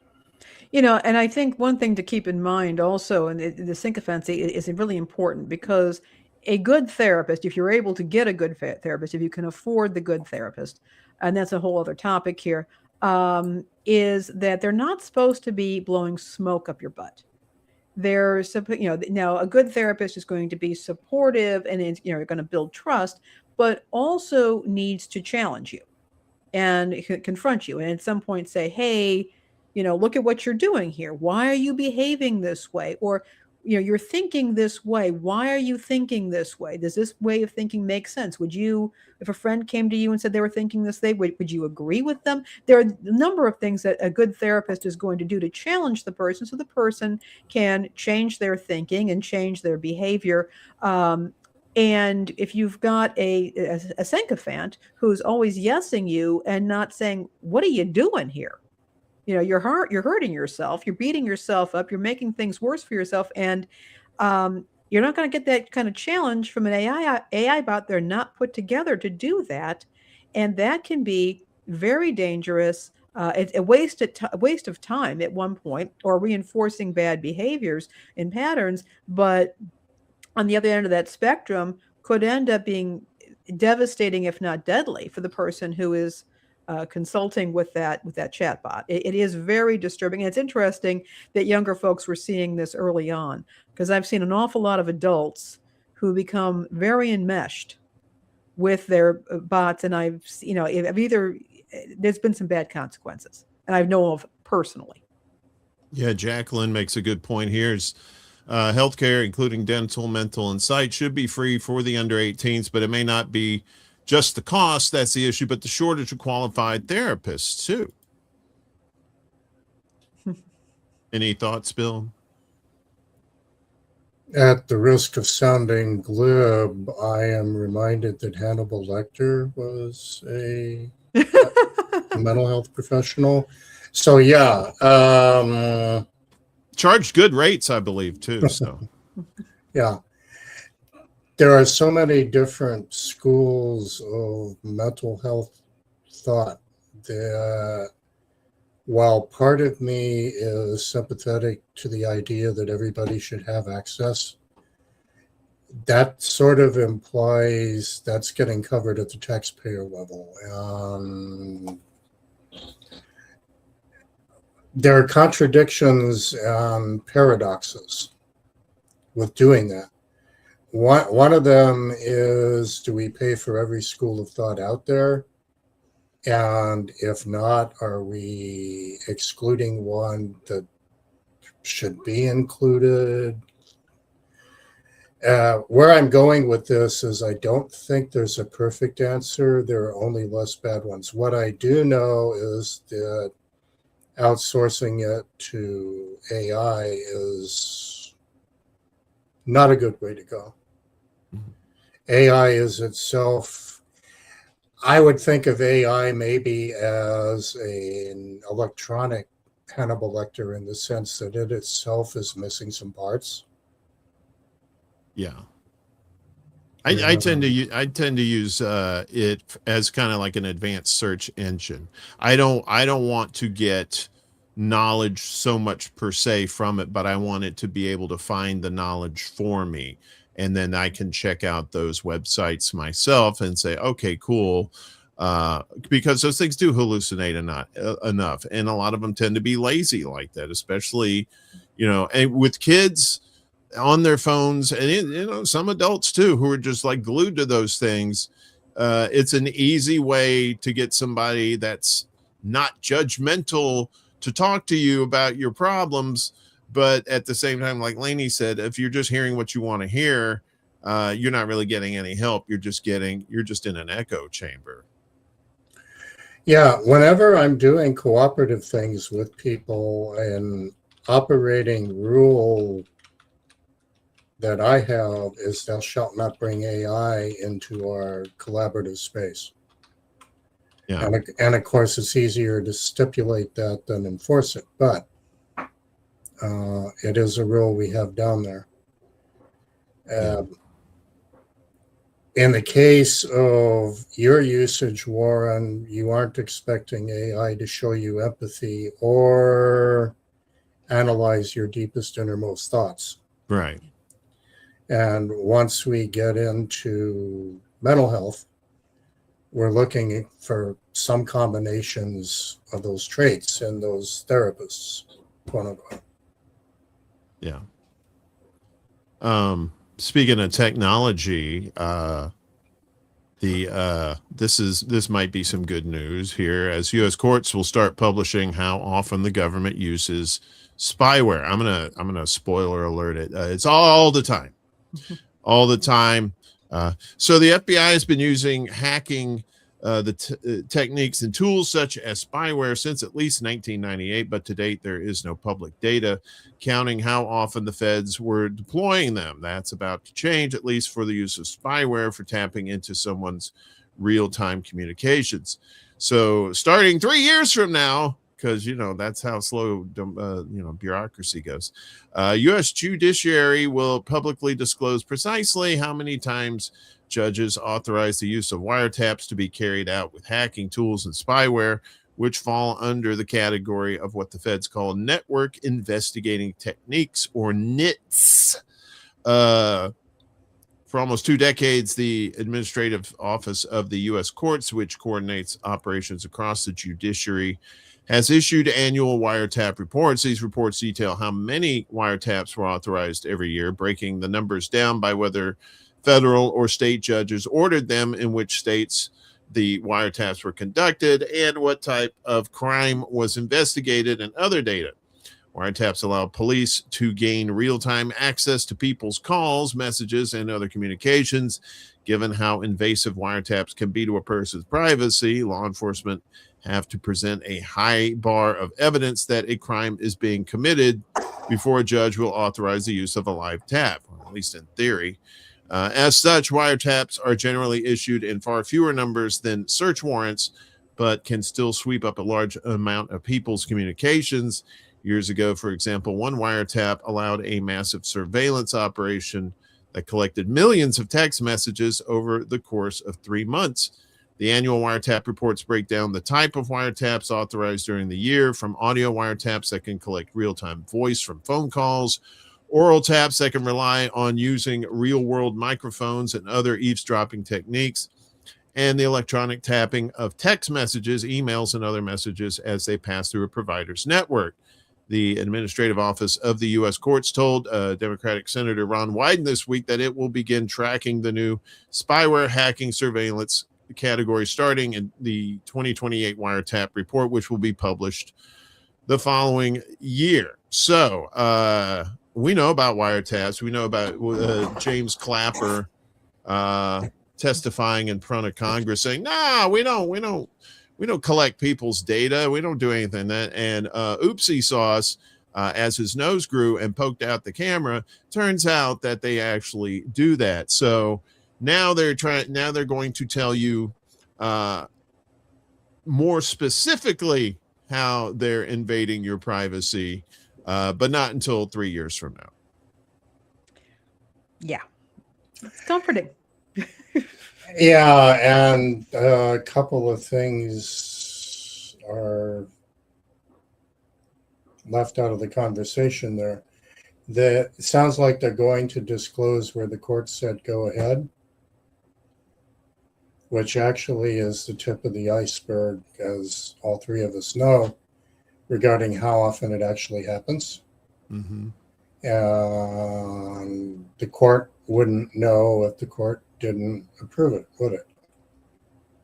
That's true. Yeah. So we're actually going to be seeing a slice of a larger pie. And I have another question, which is the way that reads. I'm not an attorney, but my gut tells me that FISA probably, that nice little 4-letter acronym starting with F. My gut tells me that FISA may possibly not really be covered by that, honest. Yeah. Well, especially since the Patriot Act too. Yeah. Where they really loosened up those regulations on who can get tapped and stuff like that. So it's, and that people have been arguing about that, like I said, for over 20 years, since the Patriot Act, and where it was just like, well, we're going after these terrorists, and we're not collecting and listening to your phone calls and stuff like that. And it turns out there were leaks from these agencies that say, yeah, we actually are listening to your calls, and sometimes making fun of them, that sort of thing. Kind of like along the same lines with these flock cameras where supposedly it's supposed to be for our safety. It says for safety, but they don't really say the safety of who. But then you see these, police chiefs, these police officers and stuff using flock cameras to track down ex-wives, ex-girlfriends, that sort of thing. So it just seems like, again, yeah, okay, it's great that you're telling us that you're when and where you're doing this, but at the same time, that still doesn't stop the invasion of privacy. That's like saying, hey, I'm going to break into your house tonight. Yeah, that's all well and good, but should you even be breaking into my house? No, hell no. Indeed. Flock, by the way, is a hot button local issue here. In a episode to be named later, I'd be happy to come back and tell you what's happening in Hoosier city halls and courts, but not today. Well, let's float over to San Francisco, figuratively speaking, unless you know how to teleport. That would be pretty cool. Don't tell the government. We wouldn't need public transportation then, but yeah, don't tell the government. They might try and use that too. So documenting harassment on public transit. So harassment is a real yet overlooked issue for many regular riders of public transportation. While it can happen to any rider. You okay there, Bill? Uh-huh. All right. You sound like maybe the desk collapsed or something. While it can happen to any rider, it disproportionately affects women, people of color, and LGBT plus individuals. Eyes on Board is a volunteer-led project aiming to highlight and combat these incidents. The project derives its name from Eyes on the Street, a fundamental concept coined by urbanist Jane Jacobs. It describes how natural surveillance from residents, pedestrians, and passerby breeds safety and deters crime. The project consists of an anonymous survey asking questions on the nature and details of the incident and a live map showcasing the locations of past reports. This project is significant for 4 crucial reasons. It's collecting crucial stats on the factors that contribute to harassment: time of day, location, route, and the specific type of harassment. The live map was included as a space to promote solidarity between targets of harassment. Due to the vulnerable nature of these experiences, it can often feel humiliating to talk about, which is rather isolating. Additionally, the way this issue is normalized and accepted as part of the female experience makes it feel almost silly to report incidents that are less severe in nature. Along with promoting solidarity, the map also aims to create a deeper understanding of the effects and scale of harassment for those who may not experience it frequently. For many city dwellers, harassment is a frequent problem. It's experienced on the street, on the train, and at work. It's experienced whether you are alone or surrounded, tying back to the concept of eyes on the street. By creating a deeper understanding of the severity of harassment, this project will hopefully inspire natural surveillance. It provides education and resources on how to handle witnessing harassment in a manner that keeps the person intervening, the victim, and the people nearby safe. It also details what constitutes harassment. This is important to know for women who brush off minor instances and for men who may not know that their behavior is damaging. This project can appear to be demonizing public transit. However, it aims to do the very opposite. It's not suggesting that public transit is inherently unsafe, because it isn't. In many instances, these incidents do not directly threaten the safety of victims. They are still uncomfortable, violating, and exhausting. They affect when and where we move around our mobility. And I know in New York, when I lived there, the big slogan was, if you see something, say something. Yeah. Now, this was in the wake of 9/11 that was talking about like bags, that were just left behind, that sort of thing. But, but the emphasis on people being harassed wasn't there, right? It was just more of like a practical safety thing, which tended to lend to somewhat paranoid behavior from people. They would just, there would be a paper bag or something that somebody left behind as trash, and they go, "Oh God, that," and just kind of blow it out of proportion. But to have something like this, where they're like, especially in areas where there's not cameras frequently, you're kind of leaving this up to the particular person that's reporting the incident, whether they interpret the situation as some sort of harassment, may have something to do with their own experiences, right? Maybe they are victims of harassment themselves. They recognize what it is and they're able to report it, whereas some people who don't experience it at all may not report it at all. I mean, what do you guys think about this program?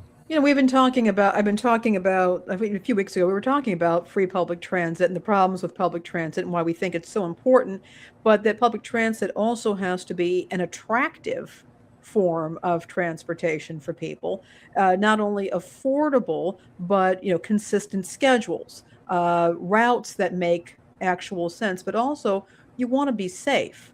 And the issue of harassment on public transit is huge for many people. It is often difficult to know how to respond. People who have tried to intervene have sometimes been attacked. Some people don't intervene, or they may seem not to intervene. They're actually on their phone texting or trying to notify the transportation authority that something is happening. And again, they've pointed out that for a lot of women, it's something that they come to accept. Or people who are disabled or people who are small, it's something they come to accept and they don't even bother to report it. But it does inhibit the use of public transportation. And it doesn't necessarily make people the kind of advocates for public transportation that they could be. So I included this. I thought it was a fascinating project. And I'd actually like to see it happening more. But there also has to be some, again, this is where the investment in public transit, investing in the public good, not treating it as a for-profit business proposition, but a way of investing in our shared culture, our community, our infrastructures, so that public transportation becomes very attractive to people. And one of those things is going to be finding ways to combat harassment. So I think this is a really good start for that. Because again, I know a lot of people, including myself, will make decisions about whether we use public transportation, where we sit in the vehicle, or whether it's a bus or a train, where and how we sit. I've learned always to sit in an outer seat. I never sit next to the window so that somebody can't block me in. And again, I've never driven a car. I've never had a driver's license. I've always relied on public transit. And I'd like to be able to do so. I think many people would like to do so. But it has to be a feasible option for people. Definitely. Okay. Well, let's move on then to the recurring tide. These are stories we've been covering, and these are updates to these stories. So our friends in Europe know about the heat wave that is pretty deadly there, as a matter of fact. And in 1 week during Europe's record heat wave, deaths increased by 16,000. So there's the chart right there. A week of stifling heat in Europe this June was unusually deadly, mortality data shows, producing a historic increase in deaths in a continent where major heat waves are becoming more common. Around 16,000 more people than usual died in Europe during the heat wave, according to an analysis by the European Mortality Monitoring Network. Most of the deaths were in northern countries, France, Belgium, and Germany, that are not accustomed to such high temperatures and struggled to respond. Now you could see all this in red and maroon here. That's all the hot temperatures that they suffered. In late June, temperatures topped 100 degrees across much of the continent. That would be 100 degrees Fahrenheit, including Spain and Italy. But it was only in Northwest Europe, where countries were less prepared for the heat, that death spiked so abruptly. Countries in Southern Europe have experienced extreme heat for centuries. and they have ways of coping with it that their northern neighbors do not. And the use of air conditioning remains low in much of Northern Europe, where it has become a political issue.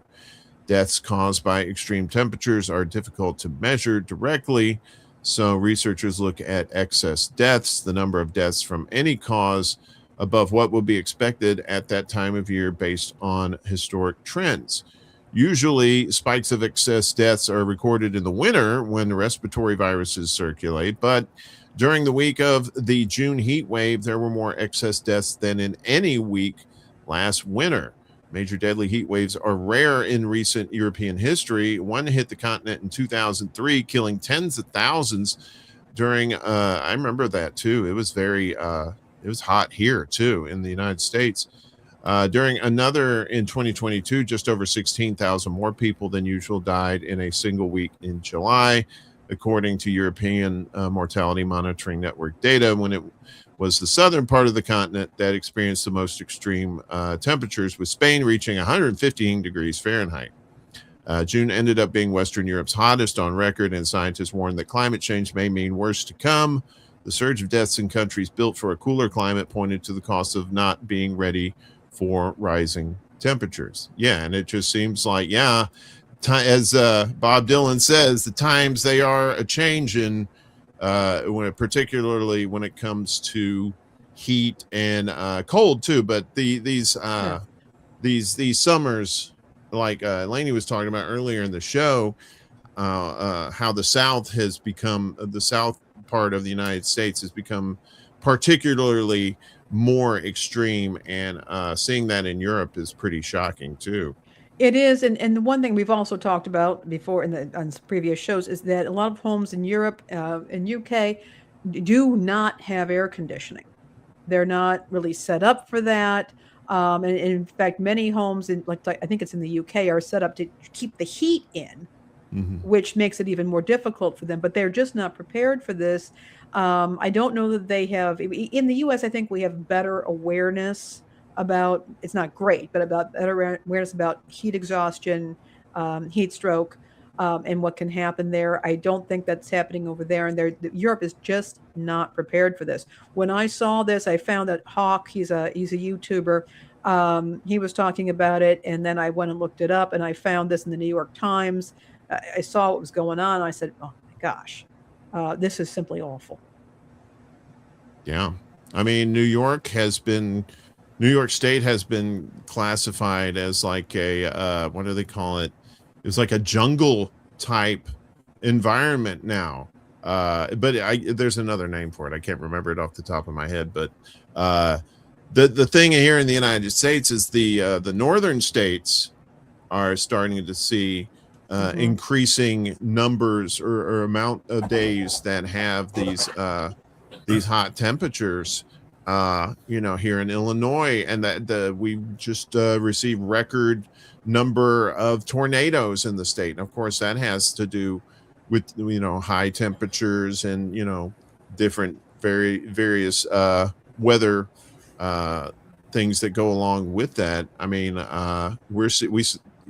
Bill, you saw that in Indiana, a lot of flooding there, and of course we were talking about Gary, Indiana, in the northwest corner of the state. They've been out of power because of these storms, and a lot of the stuff that we're seeing, it hasn't been seen in, maybe it was freakishly in the past, and now it just seems more regular.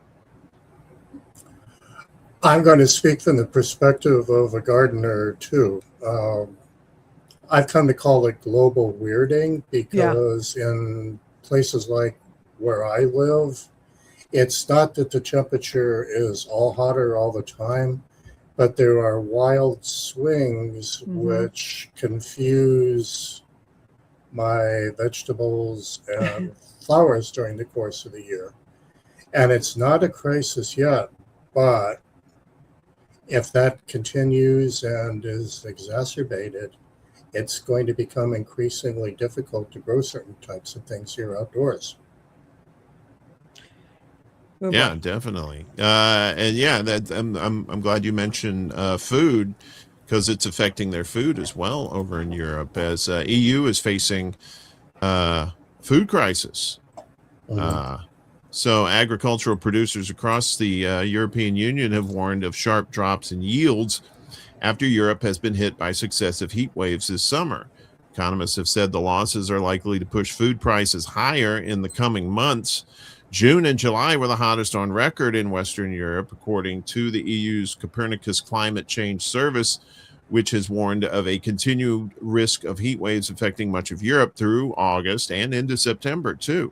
In France, one of the EU's largest grain producers, groundwater reserves were severely depleted across much of the country by early August, according to the National Geological Survey.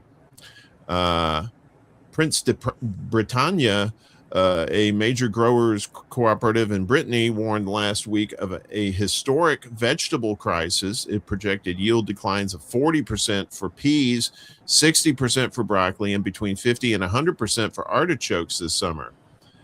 Eric Legras, president of Yoninah, France's leading association of canned and frozen vegetable producers, said severe heat had also hit northern and southwestern France, describing the crisis as exceptional. Livestock farmers have meanwhile warned of a growing forage production deficit ahead of winter. France's National Committee for the Promotion of Eggs has estimated that heat waves have cut daily output by around 1 million eggs, while poultry farms have reported high mortality rates.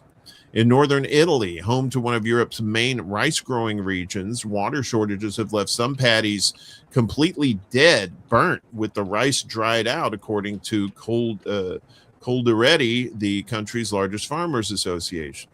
Farmers in Spain have likewise reported considerable shortfalls in cereal yields, as well as cattle fodder deficits. The German Farmers Association on Tuesday warned that grain production would be 7% or 3.3 million tons lower than last year. The worst hit regions in the south of the country could potentially suffer total crop failures. And in Poland, business outlet Pol's Biznesu predicted last month that persistent drought could force the country to become more reliant on food imports.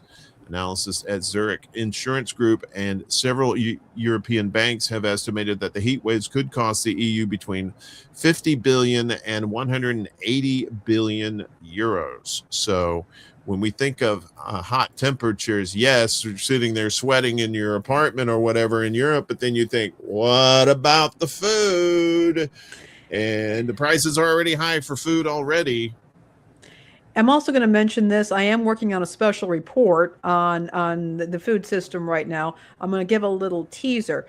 State of Arkansas, where I'm temporarily but currently living, is the largest U.S. producer, state producer of rice. And what has happened this year is there have been a number of factors that are going to significantly reduce that rice crop. Just in terms of acreage planted, we're looking at a roughly 40 to 50% reduction this year in what's been planted. So I'm going to be having a special report very, very soon on this, because we're going to pull in geopolitical stuff. We're going to bring in climate. We're also going to bring in food policy and SNAP. And all that into this, but that's something that I've been looking at very closely. This is very unnerving. Yeah, definitely. So let's go to the man of war stings here. You know, it's not just Iran that Trump's been messing with. Our friends in Greenland, which is a very terrible name for a country that's like 99% ice. It was the original real estate scam. So in a way, there's a certain poetry to all of this. Yeah, wasn't it like some Viking or something? He called it Iceland, or he called it Greenland. He said, "Yeah, come on over. It's green." They get over there, and the first wump ever heard was for like, wait a minute. Yeah, and there's a certain, I don't know, poetry, historical symmetry that it's now being harassed by somebody who made his bones doing what? Real estate scams. Yes. Oh, that's awesome. That's awesome. So Danish conscripts have been deployed to Greenland amid Trump's threats. So, you know, he's talking about taking Greenland over, and you know, it's Greenland's controlled by Denmark, and Denmark said, I don't know about that, fat boy. So Denmark has deployed a batch of fresh military conscripts to Greenland for the first time in modern history as Copenhagen seeks to assert its control over the Arctic territory in response to threats of annexation from Trumpy. Around 100 conscripts from the Schleswig Infantry Regiment arrived in Nuuk in early August. Denmark's military said in a press release, the group will divide their time between training and operational tasks, the military explained, with some troops stationed in Nuuk and others sent 350 kilometers north to Kangerlussuaq. Amazed I got that one out. An air base used by U.S. forces throughout the Second World War and the Cold War. The conscripts deployed to Greenland are the first batch of recruits to serve 11-month stints in the Danish military. In 2024, Denmark extended conscription from 4 months to 11, broadened the draft to include women, and ordered annual conscription numbers to increase from 5,000 to 7,000. The fun fact about Greenland, too, is that underneath the ice is this old United States military base called I think it's called Camp Century or something like that, and basically they had nuclear reactors and stuff under there to heat it, and the geniuses back in the 60s hadn't figured out that this ice moves, right? Because and when it moves, it tends to crush stuff that's underneath it. So they have left all this stuff that's underneath the ice there. The U.S. military did, and now it's, as the ice starts to thaw, this stuff is going to leak out into, what is it, the North Sea or whatever that is that's around Greenland. So it's be like Fukushima 2.0. So I wonder why Trump really wants Greenland. Is it because it's melting and that they could get at the natural resources better? Specifically, the rare earths and metals that are believed to be under the soil there. Right now, our military, and it's a dirty little not so secret, a lot of the technology driving it is dependent upon rare earths and metals that are not monopolized, but close to by, guess who? People's Republic of China. Mm-hmm. And the odds that we'll have a ready supply of that indefinitely are shrinking by the day, given our misadventures over there. None of that justifies U.S. policy towards Greenland, but it does explain motive. Right.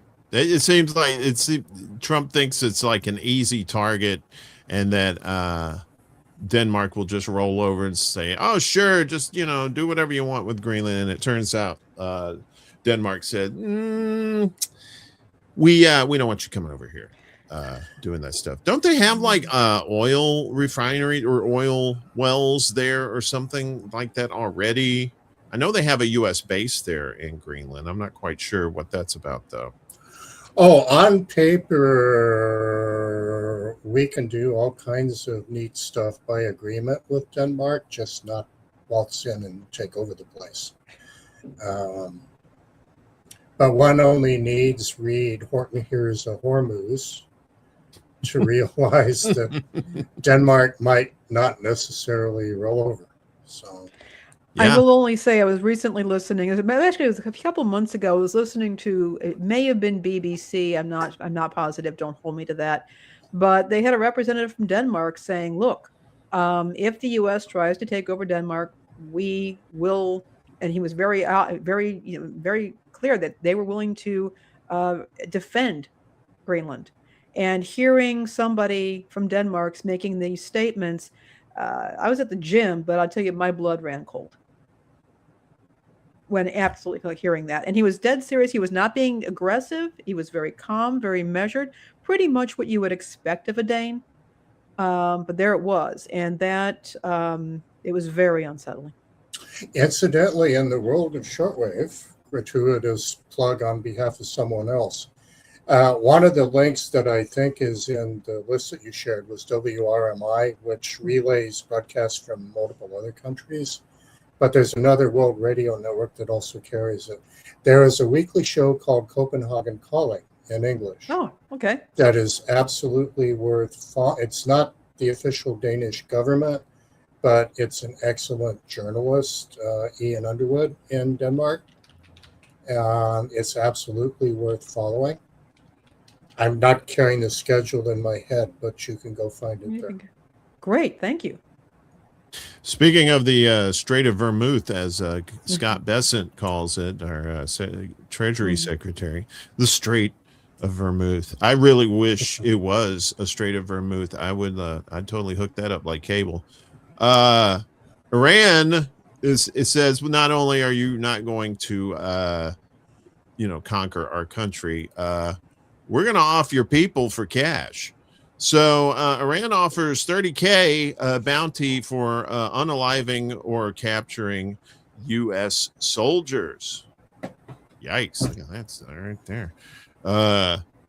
Iran's military announced on Sunday that it was offering a bounty equivalent to $30,000 for killing or capturing U.S. soldiers, with the reward doubled if carried out by a woman. I love that. They are trolling us so bad. I love Iranian trolls. This is awesome. Well, speaking of trolls, so Trump basically said that the Strait of Vermouth, and that's what I'm going to call it from now on when I'm referencing Trump. I like straight vermouth. The Strait of Vermouth is U.S. territory, and so Iran came back and said, well, okay, so California is Iranian territory. So their troll game is pretty good. So Army Chief Amir Hatami said the plan had been drawn up following a large number of requests to participate. According to the IRNA state news agency, there has been no known deployment of U.S. ground forces in Iran yet during the Middle East war, with the exception of a rescue mission in April for a downed American airman. Hatami did not provide any details on where or when the killing or capturing was expected to take place. It says anyone who kills or captures and hands over an invading American military personnel will receive a reward equivalent to $30,000 or 5 billion tomans from the Islamic Republic of Iran's army, he said, using an informal unit equivalent to 10,000 Iranian rials. Courageous Iranian women who carry out such an action will receive double the reward. Hatami repeated Iran's call for the U.S. to leave the Middle East and said they no longer have permission to enter the Persian Gulf, the Gulf of Oman, or the Strait of Vermouth. It's too bad. Because, I bet a lot of thirsty sailors there.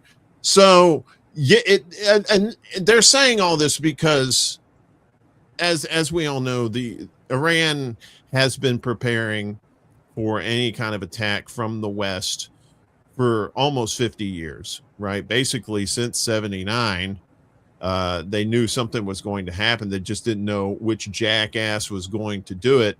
And now that Trump and the military's efforts have failed miserably in the Middle East, they do have the upper hand, right?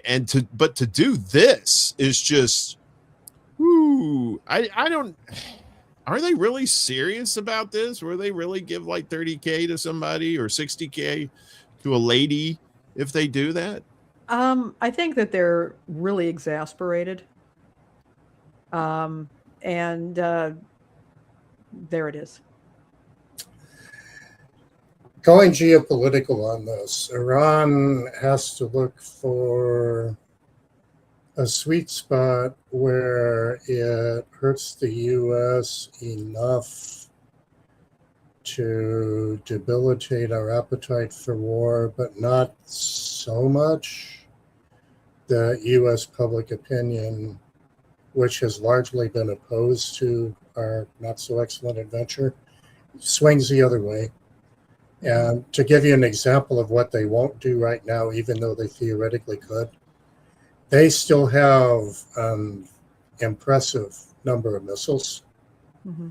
There's no reason why they couldn't lob those against U.S. ships and sink a few. Mm-hmm. There's a strategic reason why they don't. If they sink an aircraft carrier or two, that might swing U.S. opinion in favor of full support. So they have to look for things in the middle.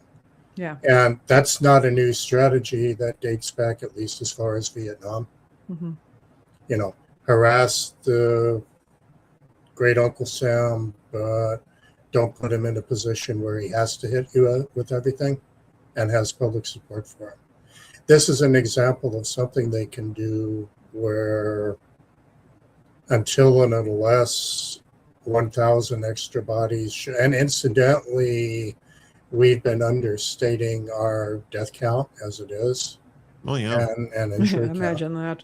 Yeah. Well, that's CENTCOM. That's Baghdad Bob of the United States basically saying that, you know, same thing about the USS Lincoln, same thing about the Gerald Ford. They say, oh, it's a laundry fire, when we all know that they just got shit hammered by Iranian missiles on the Gerald Ford. And this, the morale on the Abraham Lincoln has literally gone in the toilet. Yeah. On those ships as well. Yeah. So. Yeah. So looking at this specific measure here, let's say that 3 or 4 incidents happen. They can easily afford the freight. It's not going to turn the American people the other way, other than, you know, not enough to say nuke Tehran. And as Ron Popeil would say, but wait, there's more. One of Iran's largest domestic problems prior to this year was a rising tide of disaffection among its female population. If they have an opportunity to put a couple of female Iranian heroes, as defined by the government, in front of the Iranian people, that's a double win for them. Mm-hmm. Mm-hmm. Mm-hmm. Yeah, they say, and they seem to be winning the propaganda war for sure. Yeah. Especially with those what is it, the Lego videos? Oh yeah, those were awesome. Those and they were paying attention. They saw that Americans loved it. Yeah. Yeah. And there's not, what, like maybe a third of the Americans here actually even approve of the war over there. So all those factors go together, and that, you know, now Trump is thinking, or somebody's thinking about putting 300,000 ground troops in Iran. It's like, oh, that's going to go well. Yeah, it's that's meat grinder time right there. And I'm pretty sure a lot of people even more people are gonna say, hey, just shoot him with weapons from the sky. Let's not put boots on the ground. Especially after he had promised, you know, before he even got elected, that he wasn't going to start any wars. But Trump lying, wow, that's a shock. Meanwhile, speaking of Trump, let's go to the press pool and his stooge over at the FCC. Looks like more time in court. ABC sues Trump's media regulator over demand for TV license renewals. So this has been an ongoing thing, but ABC has sued the FCC, arguing that it's being retaliated against for content-based reasons in a move it warns threatens the independence of the press. The network filed the lawsuit on Tuesday after being forced to apply early to renew its license to broadcast on the 8 local television stations it owns. It's waiting to hear whether the Brendan Carr-led FCC approves its renewal request, or more likely holds a hearing on their merits. Late last month, a group of prominent former FCC officials, including key staffers and commissioners appointed by both Democratic and Republican presidents, issued a warning in a filing that the agency is trying to send a chilling message to broadcasters after forcing ABC to apply early. Conservative organizations, including the Center for American Rights and the Media Research Center, filed petitions urging the FCC to deny the renewals, arguing that the network's journalism is politically biased. ABC also still faces an FCC investigation over the daytime talk show The View for a potential violation of equal time rules, an inquiry that remains open. So are we going to see more of these lawsuits, not just from ABC, from maybe like the the other mainstream media outlets as well? Yeah, I mean, he's so deep into it. This is it's shameful. It's embarrassing, and it's happening at a time when the last thing we really need is interference with broadcast media. But really, this is so disgraceful. It's hard for me to remain calm. We've been covering this for a while. With the interference, the language, we can do this the easy way or the hard way. This is blatant interference with broadcast media, and it's we're going to have to watch it play out in court. I am glad to see the big, the mouse and all that. I'm seeing them all fight back on this because smaller broadcasters don't stand a chance. Yeah. Yeah, Neo Caligula has done something I would have thought impossible in the past, which is he has me cheering for the mouse and its exactly. and its predatory legal department. Yeah. And an interesting fact that isn't emphasized enough in this mix is that a fully staffed FCC board is supposed to have 5 people on it. Yes. It currently has 3. Yeah. And right now there is they do have the quorum, but they're supposed to have 5, and you're supposed to have usually they're kind of even. You have it so that people can actually vote against each other. There is somebody. It's one of Brendan Carr's. I want to say one of his assistants. We reported on it last week, who's being proposed for this. And Anna Gomez, who I think I've mentioned. I did interview her. I've met her. She's the lone Democrat on there. Very intelligent, very principled woman. She's holding out, but again, she may be shoved out. It's really quite something. And that's actually some idea for maybe my doing a sideshow on I shouldn't say sideshow, though it's what it's turning into, but doing a special program kind of explaining how the FCC is organized. It's kind of interesting.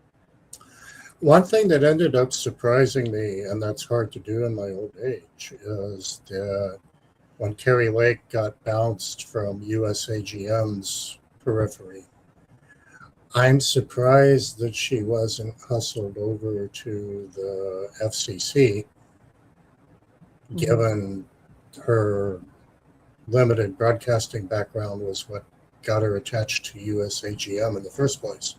Sure. Maybe she really wanted to go to Jamaica. I don't know, but that's that was a move that didn't happen that I was half expecting. All right. Well, let's talk about another big giant broadcast medium with Cumulus here. As Gaines and Rose exit Cumulus's KFRU Columbia.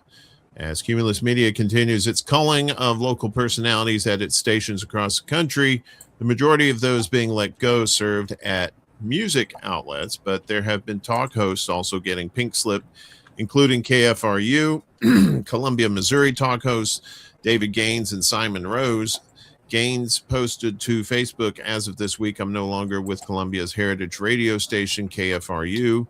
Corporate downsizing, the elimination of Cumulus Media positions nationwide hit our market this week. That's the nature of this business. Despite this setback, I'm writing this with a sense of gratitude. These past 18 years have been such a wonderful stretch of my career. I've worked with so many talented people. Rose's wife, Jenna, posted to Facebook, Simon Rose has come to the end of a legendary run in local radio. He weathered plenty of rounds of belt tightening over the years, but this time was the one he didn't survive. The hardest part for him isn't the ending itself. It's that he didn't get the chance to say a proper goodbye to the listeners on either station. He wants them to know how much being part of their lives has meant to him. They have been with him since before we were married and took daily interest in him and our growing family. I'm very familiar with Cumulus. They own stations across the country, and we actually competed with a Cumulus station or two back in the 90s. We were seeing the writing on the wall when it came to corporate radio and what its influence was going to be. And now it seems like I don't know if this is cost cutting or if this has anything to do with anything else. It sounds like a cost cutting measure to me. What's going on? I want to say that Cumulus has been in on a bankruptcy. It's going into another bankruptcy. I want to say it's been like 3 over the past decade or so.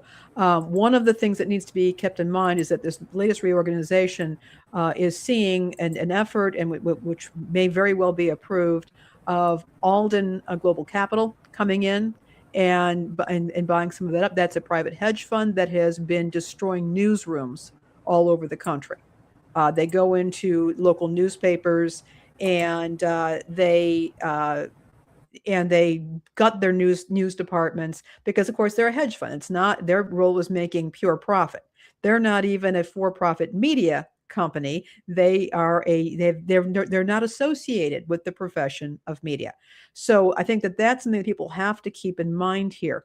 One other thing I want to say, I want to say Simon Rose was one of the, at least at one of those stations, was one of their first. He was one of the founders. I think he was there for over 30 years. And while, as you know, we all know it's not that unusual for broadcast personalities to not be able to say goodbye because they don't want somebody running amok on the station.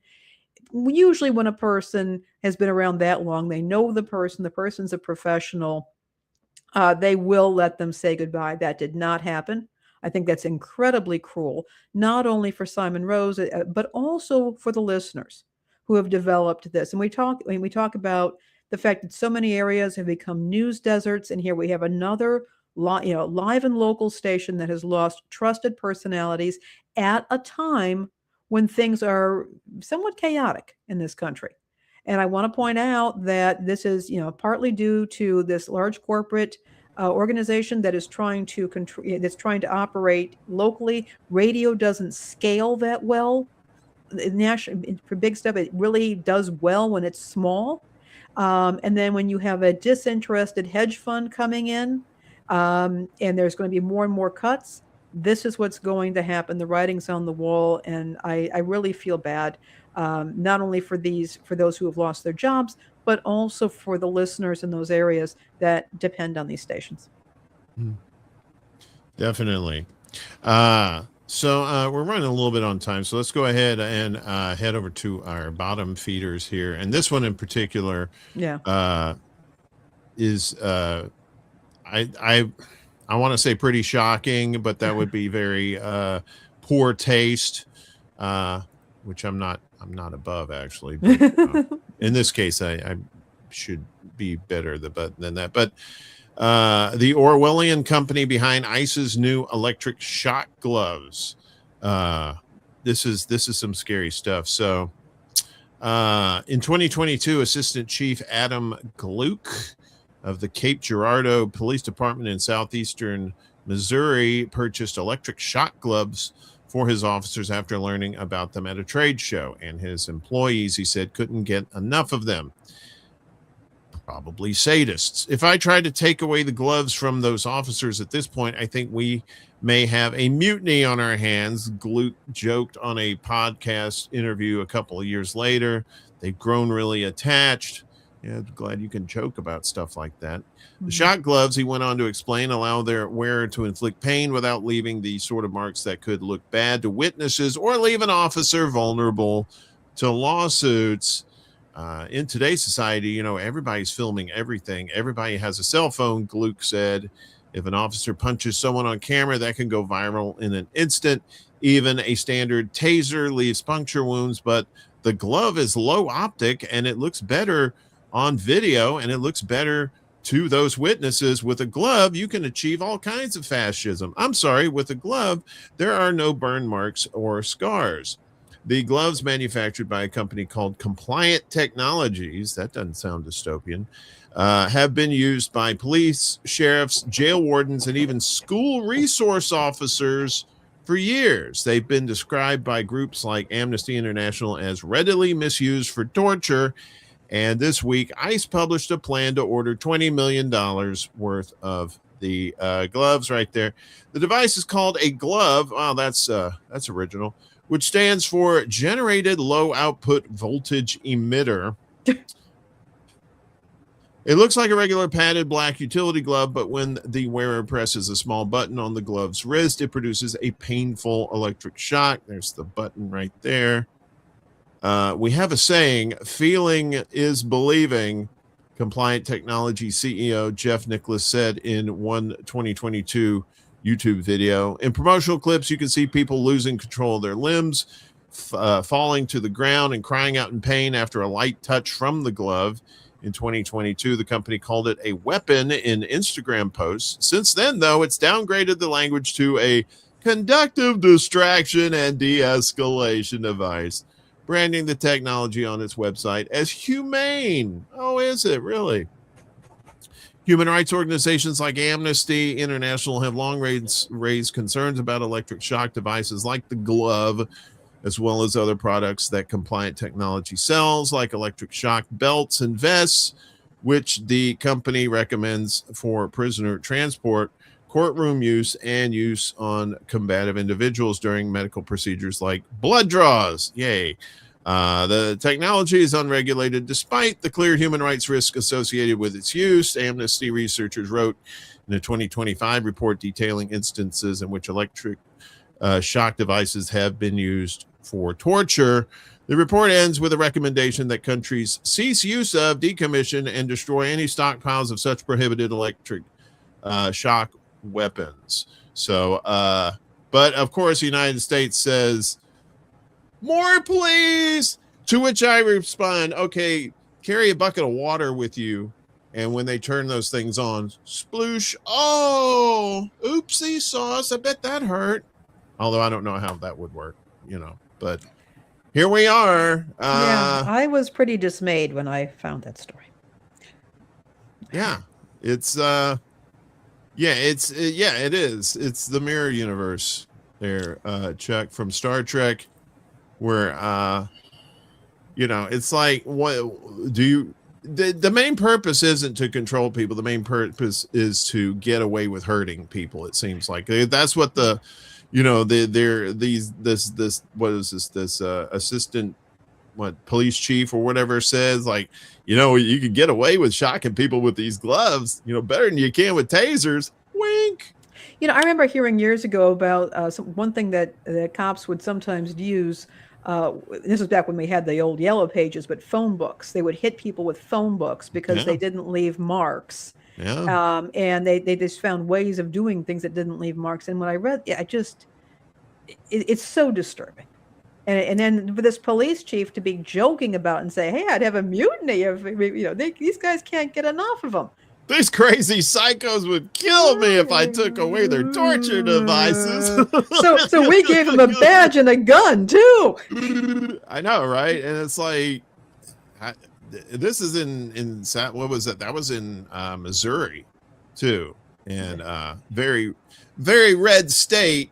So if you live in Missouri and you're condoning this, shame on you for sure. Oh, there were certain Chicago law enforcement employees past that would have loved to have had that. And in fact, an equally disturbing aspect of this is that it's inevitable that some of it will find its way into the secondary market. Sure. And end up being used for regular garden variety crime. Yeah. As well as government-sponsored torture. So, who knows? Maybe Perrier will become the next Molotov cocktail.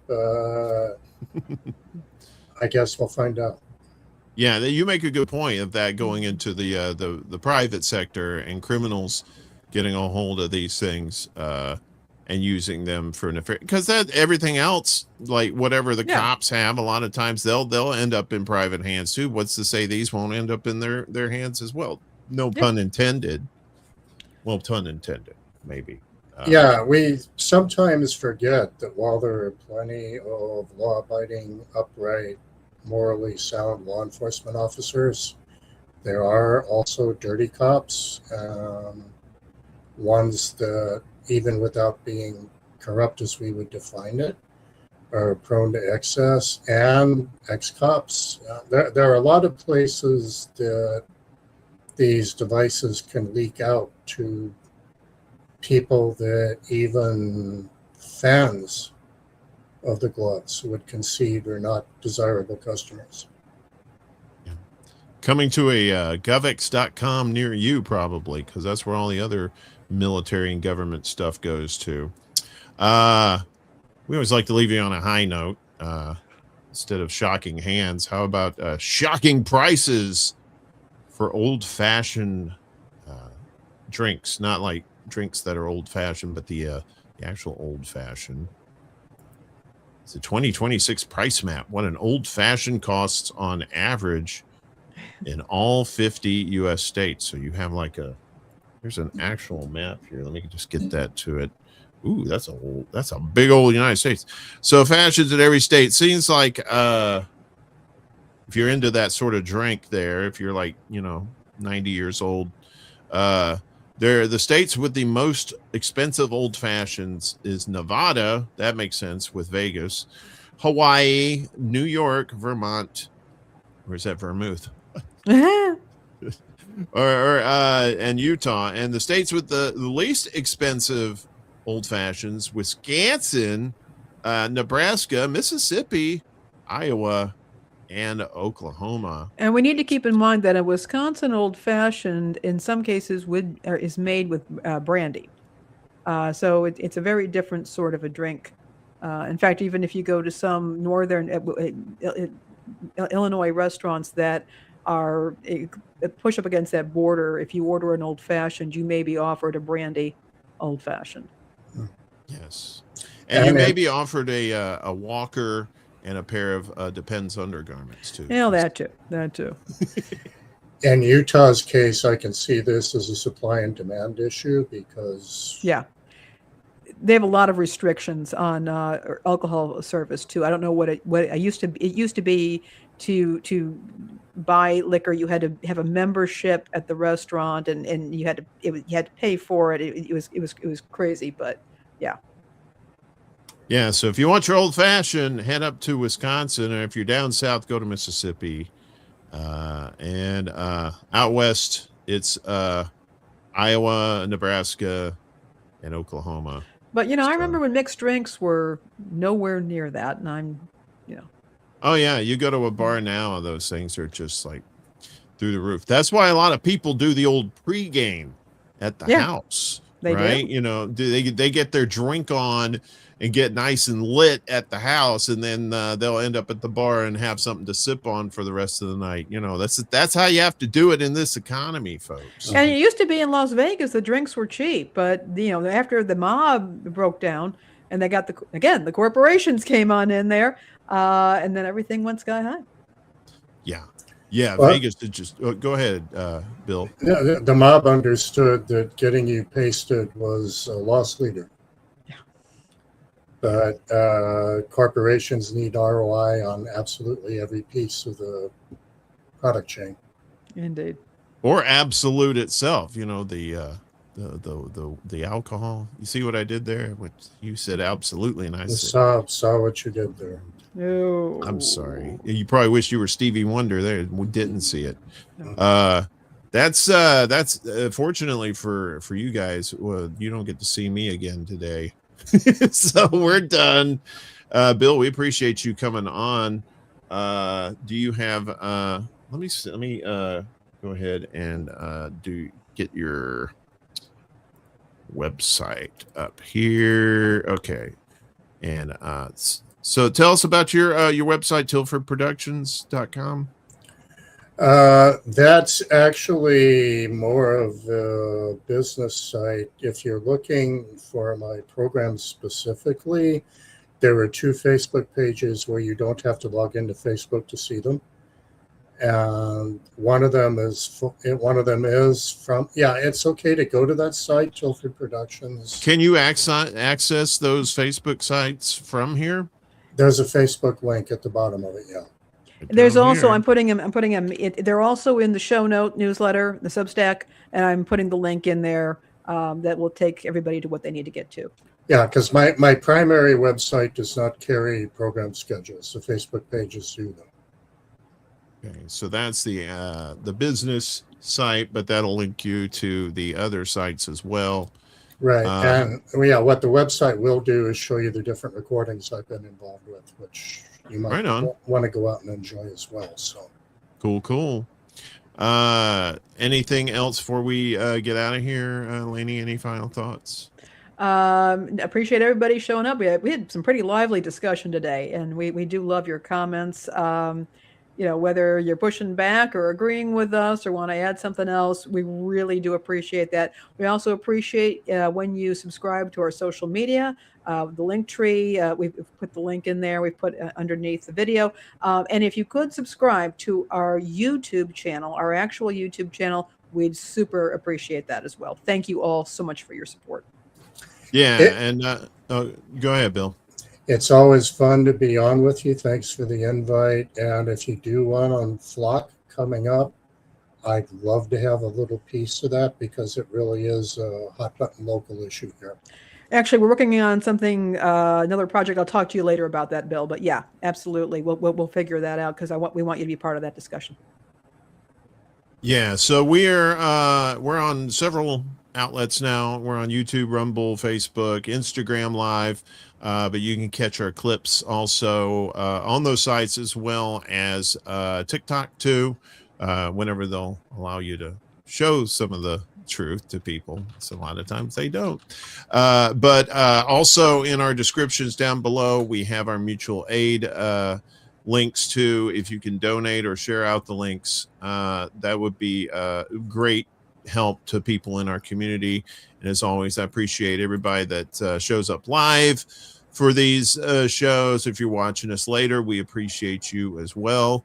Otherwise, you'll see me again this Friday morning for Morning Extra and the Secret Show on Saturday night.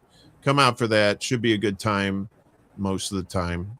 Bring your own, BYOB or BYOW if you're into the green stuff. Other than that, I guess we will see you later. Take care, folks. Bye-bye. Bye-bye.